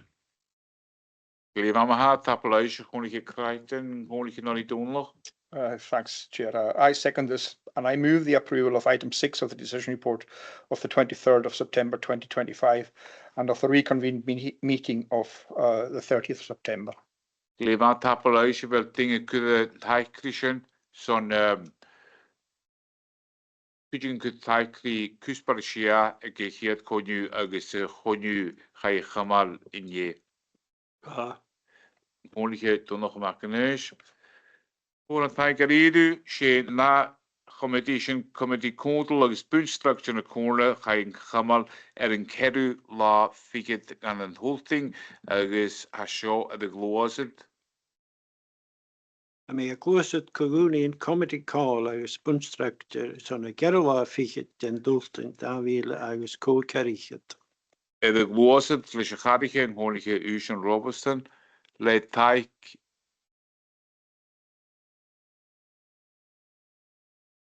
I'm happy to second it, convener. Glema, holige le taik van hier garige en holige Susan Jacomers, more an taik alide gan Jijaku. Na committee policy agus Doris na corner ga je gamal en een hele lafige dan hoogte. Thank you, convener. Can I move the committee decision report of Policy and Resources Committee 24 September 2025? Was het les Gerard le taik Understood taik. One year Gerard. More an taik alide. She committee majerik voor een geori en toch in de Malian shin committee scrutiny ga je gamal en een kookte lafige kan hoogte. Thank you, convener. I move the committee decision report of the Ordnance Scrutiny Committee was held on the 25th of September. Was het le carrick in the committee only neus Morstan le taik. I'll second it. Voor een jaar carrick en honige Malcolm Donloch. Moran taik garidu shin de committee en is een jaar gaan tussen het was het geleden. I will move again into English for the. Before we get to notice of motion, if I can just move back to item 3, which has now been uploaded, and if the Comhairle wish to formally approve the recommendations of the committee in the Gaelic. Again, all the recommendations were for noting, and apologies that it wasn't uploaded earlier. Okay, we go to the notice of motion now. This has been submitted by Councillor Gordon Murray, seconded by Councillor Ray Mackenzie. And obviously there's another amendment to the notice of motion, a report which details the collaboration on renewable energy community benefit. Can I ask Councillor Murray to read your motion out, please? Or just speak to it, yeah, rather than just speak to. Would I be able to read it out for public? I think that's the procedure, isn't it? Yes, yeah. Okay, so the notice of motion is the Comhairle nan Eilean Siar recognises the unprecedented opportunity presented by wind farm developments to deliver transformative economic, social and environmental benefits to communities across the Highlands and Islands, with wind farm developments projected to generate significant revenues estimated at a minimum of 250,000 per megawatt annually. There exists a critical need to ensure that these benefits are equitably shared with local communities to address challenges such as fuel poverty, depopulation, and the need for sustainable economic development. To this end, the Comhairle agrees to call for a summit of chief officers and leaders from each local authority in the Highlands and Islands, including Comhairle nan Eilean Siar, Highland Council, Orkney Islands Council, Shetland Islands Council and Argyll and Bute Council, to meet and agree on a unified framework for fair and just levels of community benefit from wind farm developments, to advocate for a standardised approach to community benefit agreements that ensures a minimum proportion of wind farm revenues is reinvested directly into the affected communities, reflecting the scale of development and its local impact, to mandate the Comhairle's Chief Executive to work with counterparts in other local authorities to draft a memorandum of understanding to be signed by all parties, committing to transparent, equitable and locally tailored community benefit packages, to ensure that community benefit funds prioritise long-term legacy projects, including but not limited to affordable housing, renewable energy access for households, education and skills development and infrastructure improvements to combat depopulation and enhance quality of life. To engage with community organisations such as Community Energy Scotland and local land trusts to ensure that community voices shape the allocation of these funds. The Comhairle further resolves to communicate this motion to the Scottish Government, Highlands and Islands Enterprise and relevant renewable energy stakeholders, urging their support for a collaborative approach to maximising community benefits from wind farm developments across the region. Okay, thank you very much, Councillor Murray, and you have submitted the notice of motion, and Councillor Ray Mackenzie is seconding you. So I will ask, do you want to speak in respect of the motion? All right, okay. Leader, do you accept this motion? You have put forward an amendment. Sorry. Okay. Chief Executive, come in for an update. Yes, thank you, Convener. Just to address the procedural point raised earlier in terms of Standing Order 32, the Comhairle must consider the comments of officers in relation to a notice of motion, and these are set out in this report, as has been the case in the past. My thanks to colleagues, of course, in Economic and Community Regeneration, who have provided all the information in this report. As Councillor Murray notes, this is a truly transformative set of circumstances for the Western Isles, and other communities. The purpose of this report is simply to advise all members by way of background what is already going on and where that is going on. And amongst these, of course, are Highlands and Islands Regional Economic Partnership. That's members and officers, with government through the Convention of the Highlands and Islands. And again, for background, there is information there about the work which we have already done and the policy position which the Comhairle has already taken on community benefit, which was set out pretty firmly, I would suggest, in the response we gave to Scottish Government. And that, I think, is evidence of what the Comhairle and indeed the Comhairle and other local authorities have done very effectively in the absence of legislative standards from either UK or Scottish governments. My only comment procedurally is in respect of Part D of the notice of motion to ensure that community benefit funds prioritise long-term legacy projects. That would indeed be the wish of the Comhairle, but I'm just obliged to point out we can't ensure that. Our policy position, though, is that funds should benefit public services, but of course we can't mandate how developer funds are spent in a particular community, because that's up to them and the particular community. But what Councillor Murray sets out in D would certainly be our wish. I'll leave it there. Convener Anne Murray, Chief Officer, and I will attempt to answer any factual points on the report or as arise in the debate. Thank you, Convener. Okay. Any questions on the report, Councillor Gordon Murray? Yeah, so we're taking the report first. Is that correct? Yes. Yes. Mr. Burr's spoken to the report. I've got a few questions on the Chief Executive's report.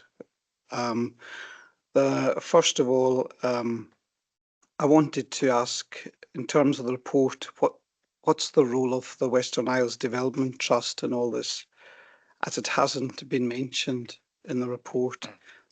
What is the funding mechanism for the Western Isles, for wind farm projects to be paid into the Western Isles Development Trust?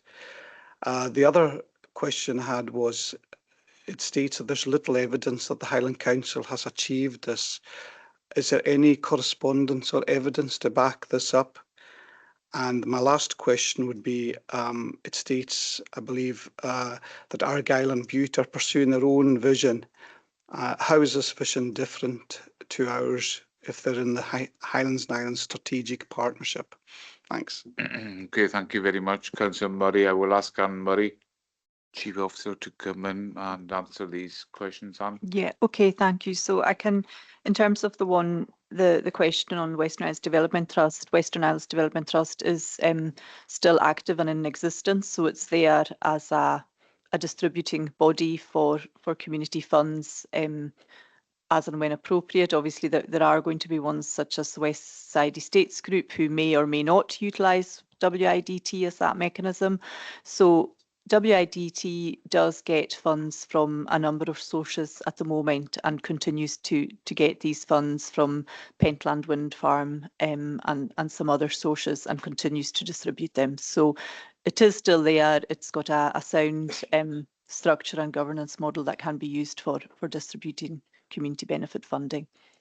In relation to Highland Council, that's really been picked up from, I think, feedback that we've had from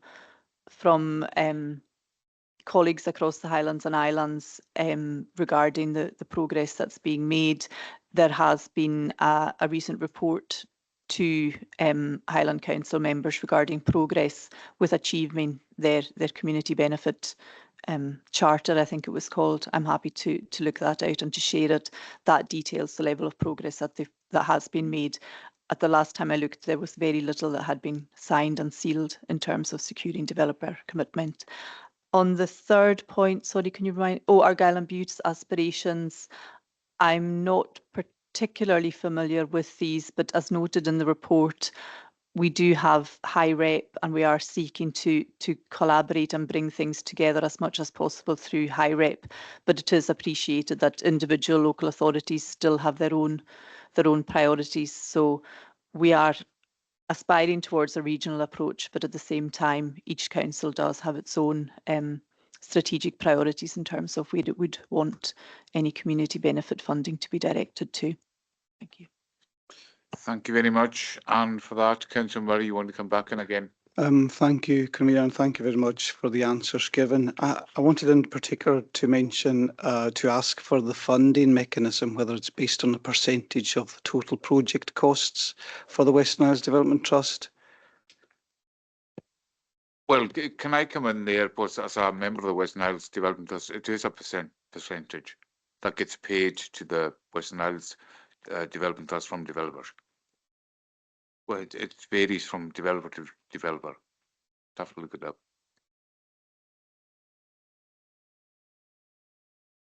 Any other questions? Norrie? Yeah, thanks, Pierre. In answer to Councillor Murray's question, I think it's based on a percentage of megawatt generated for the schemes that are contributed to WIDT. And I think over the last 4 or 5 years, they've paid out somewhere in the region of £750,000 to local projects. So it's a very welcome benefit to the island economy, or to, well, not so much to the economy as to small local community schemes. And we'd like to see it obviously replicated, and we'd like to see further admissions to schemes who wish to participate in the Western Isles Development Trust. But it's been about £750,000, Gordon, in the last few years paid out. And obviously it's very beneficial, and we would look to replicate that and get additional folk contributing to the Western Isles Development Trust. And I think it's a vehicle that can be used out with the Comhairle for the new developers to look to participate in community benefit and enhanced community benefit. So we can probably find out how the mechanism works better. I think Anne-Marie can probably find out exactly who pays into it and how much goes into it, and how the formula has worked out for you, Gordon. But it's been very beneficial, certainly in the last 4 or 5 years. Okay, thank you very much. Can I ask Leader to come in? Thank you very much. There's one point I was going to raise. And thanks for the motion and the governing report that explains in detail all the work that's been happening. There's an awful lot going on, and I think it's really useful to see it in one place. So I hope members found it useful to be able to read that and see that for the discussion today. The one point I was going to raise was there's mention of a summit in the motion. Just for awareness, we have a Highlands and Islands Leaders Group meeting on October 30th, and community benefit is on the agenda there, as it has been for the last few meetings, led by the Comhairle course. It's identified that we are crying out for national leadership at Scottish and UK level, and explaining a combined position on the subject is exploding anyway. It's going to be really, really important, and it's something we have been looking at. Scottish Government consultation on the community benefit from renewables has ended. We feel there should probably be one from the UK government, so that will be part of our discussions at the meeting on October the 30th, and we'd like to influence that if possible. At the moment, we're being told it's not to come to local authorities or even community councils for distribution. So as Mr. Bird pointed out at point D, it is actually up to the communities, not the local authorities, to mandate how the future community benefit is spent. But we're certainly here to assist. It's something that we're wanting to do, and we'll be engaging with communities, and obviously strategic spend on housing and addressing poverty, especially fuel poverty, are goals that we'd like to see. If we can preempt, not that we want to preempt the results, but these are the areas that we've discussed and we've put into our response to Scottish Government. So the guidance is clear, and that it's not for local authorities, but we feel we could be included in the distribution of the funding, and we'll certainly continue to make that case. Another point, briefly, that's probably not covered in this, is we think, and it has been mentioned previously, that a sovereign fund of some sort would be a useful thing to be set up through community benefit. So that's something we would like to see. And again, these form part of the discussions that we've had, and will continue to have through the relevant forums, the Highlands and Islands Regional Economic Partnership, the Convention of the Highlands and Islands Leaders Group, and everywhere else. We can raise these points. So, like I say, all these things are ongoing and happening, and I hope members are content with the update they've been given. Okay, thank you very much, Leader. So we have a notes of motion, but we also have an amendment from the leader. Can you read out the amendment, please, leader? Yeah, thank you. So my proposed amendment to the notice of motion is that the Comhairle note that the issues raised in the notice of motion are already being addressed as detailed in the report by the Chief Executive. With support from, I second that. from the Deputy Leader. Do you accept this amendment, Councillor Murray and Mackenzie? No, I don't. No, okay. So then we go to move to formal debate on the issue. So the order of debate is the mover of the motion, who's yourself, and then the mover of the amendment. So Councillor Murray. Thank you very much, Convener. I'm very happy to propose this notice of motion, seconded by Councillor Ray Mackenzie, to secure transformative community benefits from wind farm developments across Highlands and Islands. This motion is a call for leadership, fairness, and a unified approach to ensure the wealth from our natural resources tackles fuel poverty, depopulation, and the need for sustainable economic growth in the Western Isles. This motion proposes 5 key actions: a summit of Highlands and Islands councils to agree a unified framework for community benefits, a standardised approach to reinvest a minimum proportion of wind farm revenues, a memorandum of understanding for transparent, equitable benefit packages, prioritisation of legacy projects like affordable housing and education, engagement with community organisations to shape fund allocation. With industry projections of at least 250k per megawatt annually, these steps can deliver a fair share for our communities. The Chief Executive's report outlines existing efforts such as the 4.5 million per annum Northland Power Memorandum of Understanding for West Lewis and officer-level talks with Orkney and Shetland. I commend these steps, but they highlight the very gaps this motion addresses. The report notes Highland Council's 12.5k per megawatt aspiration against the Scottish Government's 5k benchmark and the lack of offshore wind guidance, revealing a fragmented approach that leaves communities vulnerable. My motion seeks to unify councils like Highland and Argyll and Bute through a summit ensuring equitable benefits region-wide. Audit Scotland has been clear about our council's shortcomings, and they have said Comhairle nan Eilean Siar must demonstrate stronger political leadership to drive strategic change and address its significant financial challenges. So the absence of a proactive council-led strategy risks perpetuating service decline in the face of funding constraints. This motion seeks to address these points. It's about leading, not following, by uniting councils and communities to demand mandatory minimum benefits and transparent agreements. Councillors, the 1.8 the 1,800 megawatt Lewis transmission hub demands a broader vision. Let's show the leadership that our people demand, secure a fair share of wind farm wealth and deliver a transformative future for our communities. I urge you to support this motion. Thank you.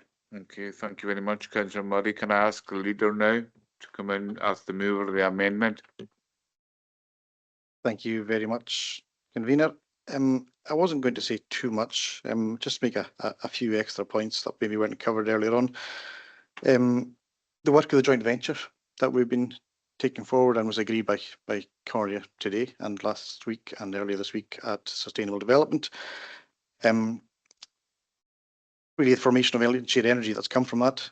It was described by the Cabinet Secretary for Climate Action and Energy, Gillian Martin, as tremendously exciting and could be a model for what should be happening around community benefit.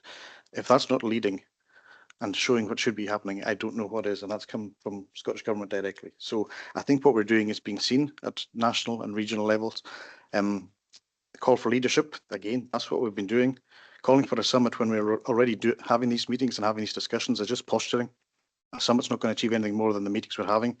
And actually, we're meeting with Shetland, Orkney, Highland and Gairan Butte, as suggested in the amendment, but we're also meeting with Murray and North Ayrshire. So we're actually going beyond the recommendation, the motion that's been put in front of us. Fragmented approach, again, that's why we're meeting at High Rep, at COI, at Highlands and Islands Leaders Groups, at all these fora that we're attending, that we're leading in. I chaired High Rep myself for a couple of years and put us in the position where we're able to take these things forward. So again, I think we're showing leadership. It's being recognised across the country that we are in a better place than a lot of other people. Highlands recommendation for aspirational 12,500, absolutely aspirational.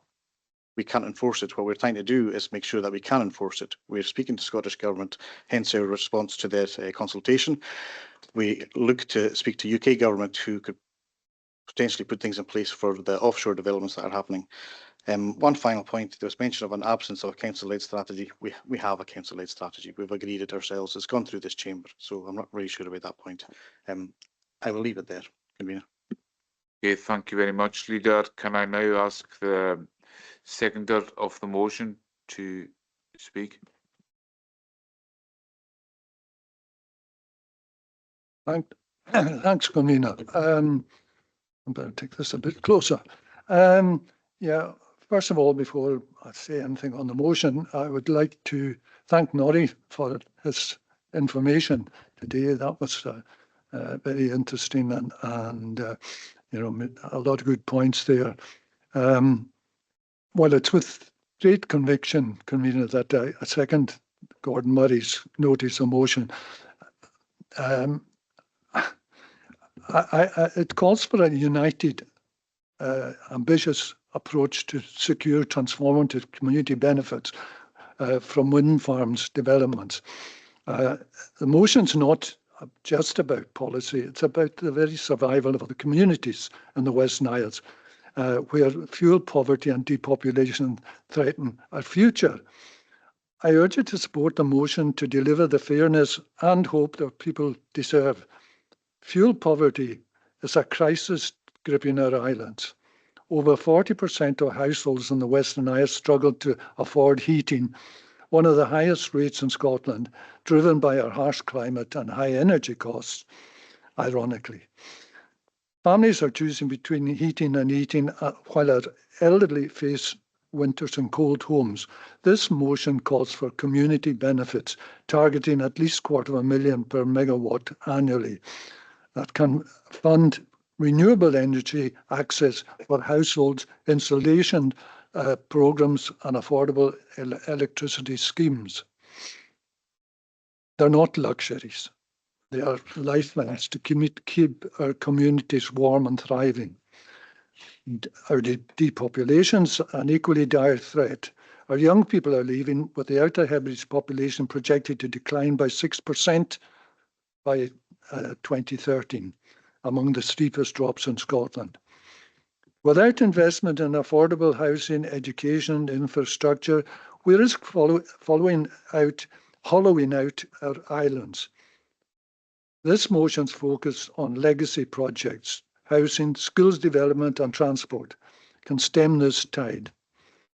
The Northland Power delivering 4.5 million annually for the West side of Lewis shows what's possible. But we need a region-wide framework to ensure that every committee from Barra to Ness benefits, not just the fortunate few. The Chief Executive's report, while informative, gives me pause. Despite what he says, my memory may be going or something, but I don't remember a report like this coming before a notice of motion before. And I'm sure it's done with best intentions, showing, you know, what some of the things are going on. And, you know, we're almost in terms of a seminar here, I would say, but I don't remember, you know, I've been involved in this council since the beginning of it, and I don't honestly remember having a report like that coming up before a notice of motion. Now, I may be corrected by that somewhere along the line, but you know, it's the sort of information that we're all entitled to, and I quite agree with that. But it's the procedure of, you know, bringing this up at that point. If for instance, if the leader had brought it up, or if somebody in debate had brought it up, I could understand. Or if we had discussed it before the notice of motion, that might have been, you know, the proper way to go about it. So I'm sorry, I'm disappointed in that. And I think we must debate the motion on its merits and not be overshadowed by a narrative of it's business as usual. And, you know, we can forget everything. Maybe it is time to have another seminar. The motion calls for a summit, a standardised approach, and a memorandum of understanding to unite Highlands and Islands. And I don't think that's a bad thing at all. I know we're doing, and what the Chief Executive's report has said today, you know, we're doing this, and the leader has said we're doing that. But the fact is, we are doing it on a piecemeal basis. Every section is doing a great job and all the rest of it. But we need to look at the overall position of the benefits to not just our Western Isles, but the whole of the Highlands and Islands, because that's where the developments are going to come long after I'm gone. And we don't want to be left in the position that, you know, there's further developers come in and they just ride roughshod over whatever community they come into. Well, I would just say to the colleagues, with fuel poverty and depopulation at crisis levels, we cannot settle for fragmented efforts. And let's seize this historic opportunity. Thank you. Okay, can I ask now the seconder of the amendment to come in? Right, thank you, convener. Just following on from what the leader is saying, you know, I've been in the Comhairle now for 3.5 years, and clearly when we look at the Comhairle as an identity in representing the interests of the Western Isles over the last 20 years, because we're talking about a long period of time and lead-in period. And if it wasn't for the influence and the vision of the Comhairle members and officers over that period of time, we would not be having an interconnector in 2030. So the Comhairle has been an exemplary of leadership across the whole councils in Scotland as far as the potential for developing the renewable sector is. And clearly the Chief Executive's report highlights the work that is being done. It's been discussed and updated at many meetings throughout the term of this government and the progress that has been done. We've had seminars with developers that have been in at seminars, and the developers have given presentations.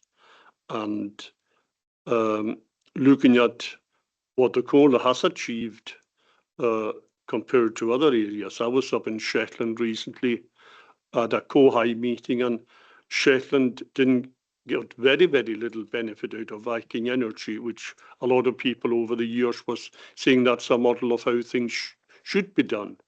And if the Comhairle had followed that type of model from other areas, we'd be much purer now than we are.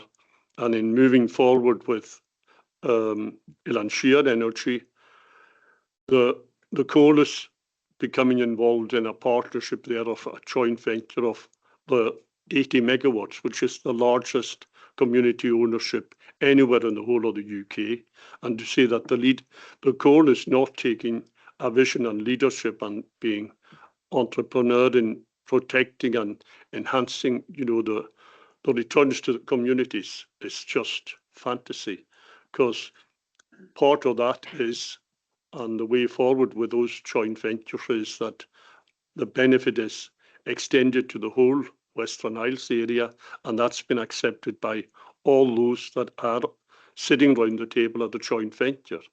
So I would say that the work that is being done with the Cola, as the leader said, the summit that's coming up at the end of October, we are leading the game and we are benefiting and protecting the community as we are going forward. And in addition to this, we're looking at hydrogen and way ahead on any other island community that is looking at the development of the renewable sector and making sure that we get maximum benefit for the whole Western Isles. And we've already seen that with the opening of in a college of the centre that was there for engineering, and we're leading the field in those kind of additional pushes that will be available to enhance the employment opportunities, particularly of the younger people moving on to the island. So I certainly second the leader's amendment. Okay, thank you very much. Does any other member want to come in, or do we just go to the right of the reply for to the mover and the mover of the amendment and the mover of the motion?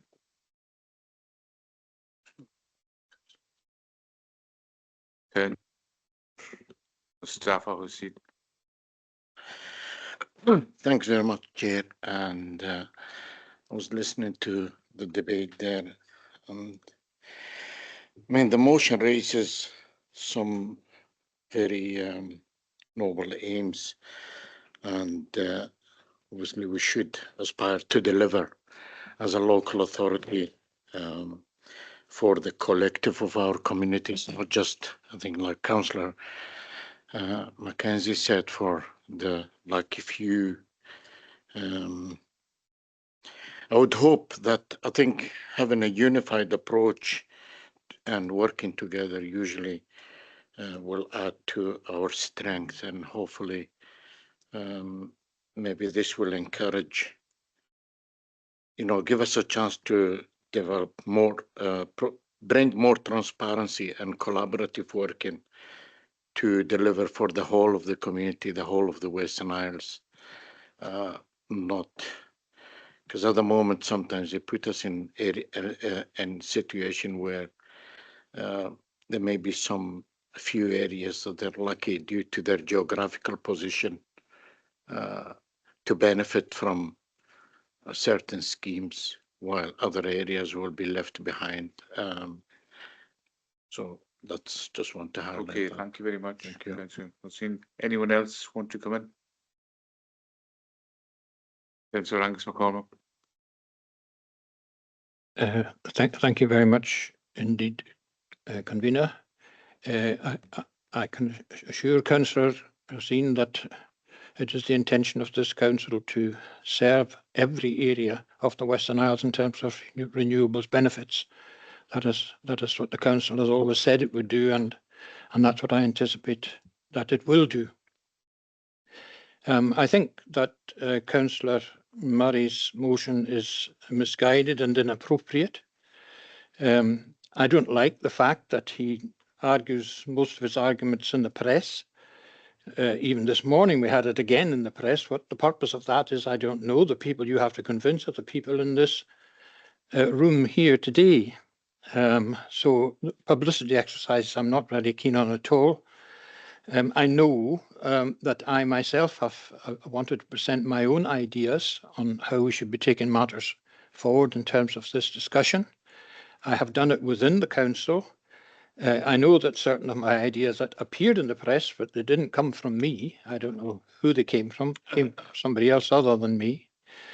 And what has interested me very much is that because of the process that I use, that is informally advising my colleagues of my thinking, advising the leader of my thinking, that many of the issues that I raised as important to me are now on the agenda of this council. They may well have been on the agenda without my interference, I accept that. The whole purpose of what we are doing as a council is to obtain the best results we possibly can out of renewables for our communities. That is not done by grandstanding, and I do find it difficult to understand why the mover and the seconder of this motion didn't, for example, approach senior officers of this council to find out just exactly what was happening within the council if they didn't know. I would have thought they would have done that as a matter of priority. I see no issue whatsoever with the council being advised as to what is going on. Of course we should be advised of that. It's entirely appropriate. I, as you know, have a great concern about fuel poverty. It should be the #1 priority on the list of the motion. And it should have a category all to itself as far as I am concerned. This morning there is a report out from the Fuel Poverty Advisory Panel that says that the whole business of fuel poverty, which has increased from 26.6 in 2019 to 34% in Scotland in 2023, it did not receive the level of strategic presentation that it required by the Scottish Government. That is a significant condemnation, and one of the issues that this council has had all along, throughout almost all of my time on this council, has been a diminution of the amount of resource coming to this council to help us to create situations where we could improve fuel poverty situations. We haven't been able to do that, and that is very important to me. I am confident that the leadership of this council has the priorities that I consider very important at their heart, and I am prepared to support the amendment. Thank you very much, Councillor McCormack. Anyone else want to come in before we go to the right of the reply? Okay, so I will now ask the mover of the amendment to sum up. Leader. Thank you very much, Convener. I won't add too much. The only point, just for clarity, I was going to raise was the 19th of June 2024 was the last time there was an officer report to a notice of motion, so it's not unheard of. And I don't know if there's an insinuation that we're trying to hoodwink people. We're trying to do the opposite. We're trying to give as much information as possible so the debate is as fully informed as possible. I could have given this update verbally, but I thought it was a lot more useful for members to actually be able to see it and read it beforehand so that they're fully informed and can see what exactly is happening. Piecemeal approach was mentioned. I mean, we have strategies at the Comhairle that have been agreed by the Comhairle in this chamber, and that's what we're enacting, and that's what we're taking forward.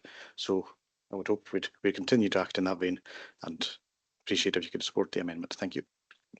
Thank you very much, Leader. I'll now ask the mover of the motion to sum it up, please. Councillor Gordon Murray. Thank you, Convener. Thank you for all the comments. The contributions, I think, reflect our shared commitment to securing a fair share of wind farm wealth for the Western Isles. I'm going to address some of the concerns and reaffirm why this motion is not just necessary but critical to our community's future. The amendment echoes the Chief Executive's report, arguing that existing efforts are sufficient. I have to respectfully disagree. I think the report highlights a patchwork system. Highland Council's 12.5k per megawatt aspiration, the voluntary 5k benchmark, and no offshore wind guidance. These inconsistencies underscore the need for my motion's call for a summit and a region-wide Memorandum of Understanding to ensure equitable mandatory benefits. Leadership is about taking bold steps. This motion is about leadership, uniting the councils, Orkney, Shetland and others to strengthen our voice with the Scottish Government and developers. The motion empowers communities through engagement with groups such as Community Energy Scotland, prioritises legacy projects like housing and education, and ensures transparency via a formal Memorandum of Understanding. With our finances, we cannot rely on voluntary agreements or fragmented efforts. So, councillors, colleagues, let's show the leadership that our people demand in this issue especially, and unite for fairness and secure a transformative future for our communities, our islands and our people. So I commend this motion to you. Thanks. Thank you very much, Councillor Murray. I will now go to the vote, and Derek will go through the vote and mover and motion and amendment to make sure everyone's clear on how they're voting. Okay, the motion is the notice of motion proposed by Councillor Murray, seconded by Councillor Mackenzie, and the amendment is proposed by the leader and seconded by the deputy leader. So clearly say motion amendment when I call your name. Nachgaram? Amendment. Leader? Amendment. Sorry, and those in the chamber, you can speak into the microphone so online can hear you. Deputy Leader? Amendment. Kenneth J. McLean? Amendment. Ian Archie McNeil? Amendment. Ian M. MacLeod? Amendment. Susan Thompson? Amendment. Mustafa Hussain? Too many lights on, I think. Remember.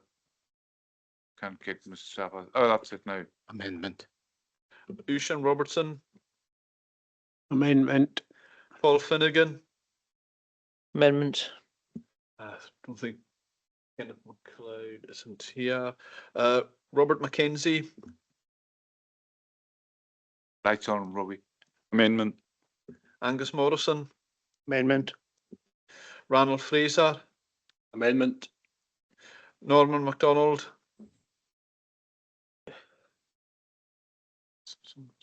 Amendment.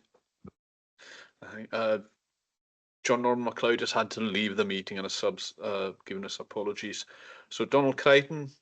Amendment. Ian M. Macaulay? Amendment. Malcolm K. MacDonald? Amendment. Gordon Murray? Motion. Ray Mackenzie?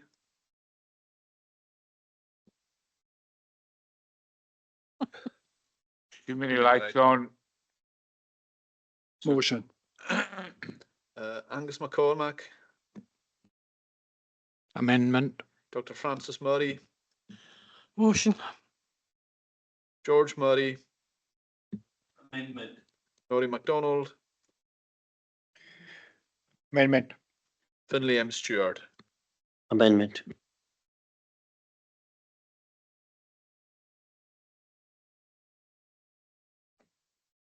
(21) for the amendment and 3 for the motion. Okay, thank you very much.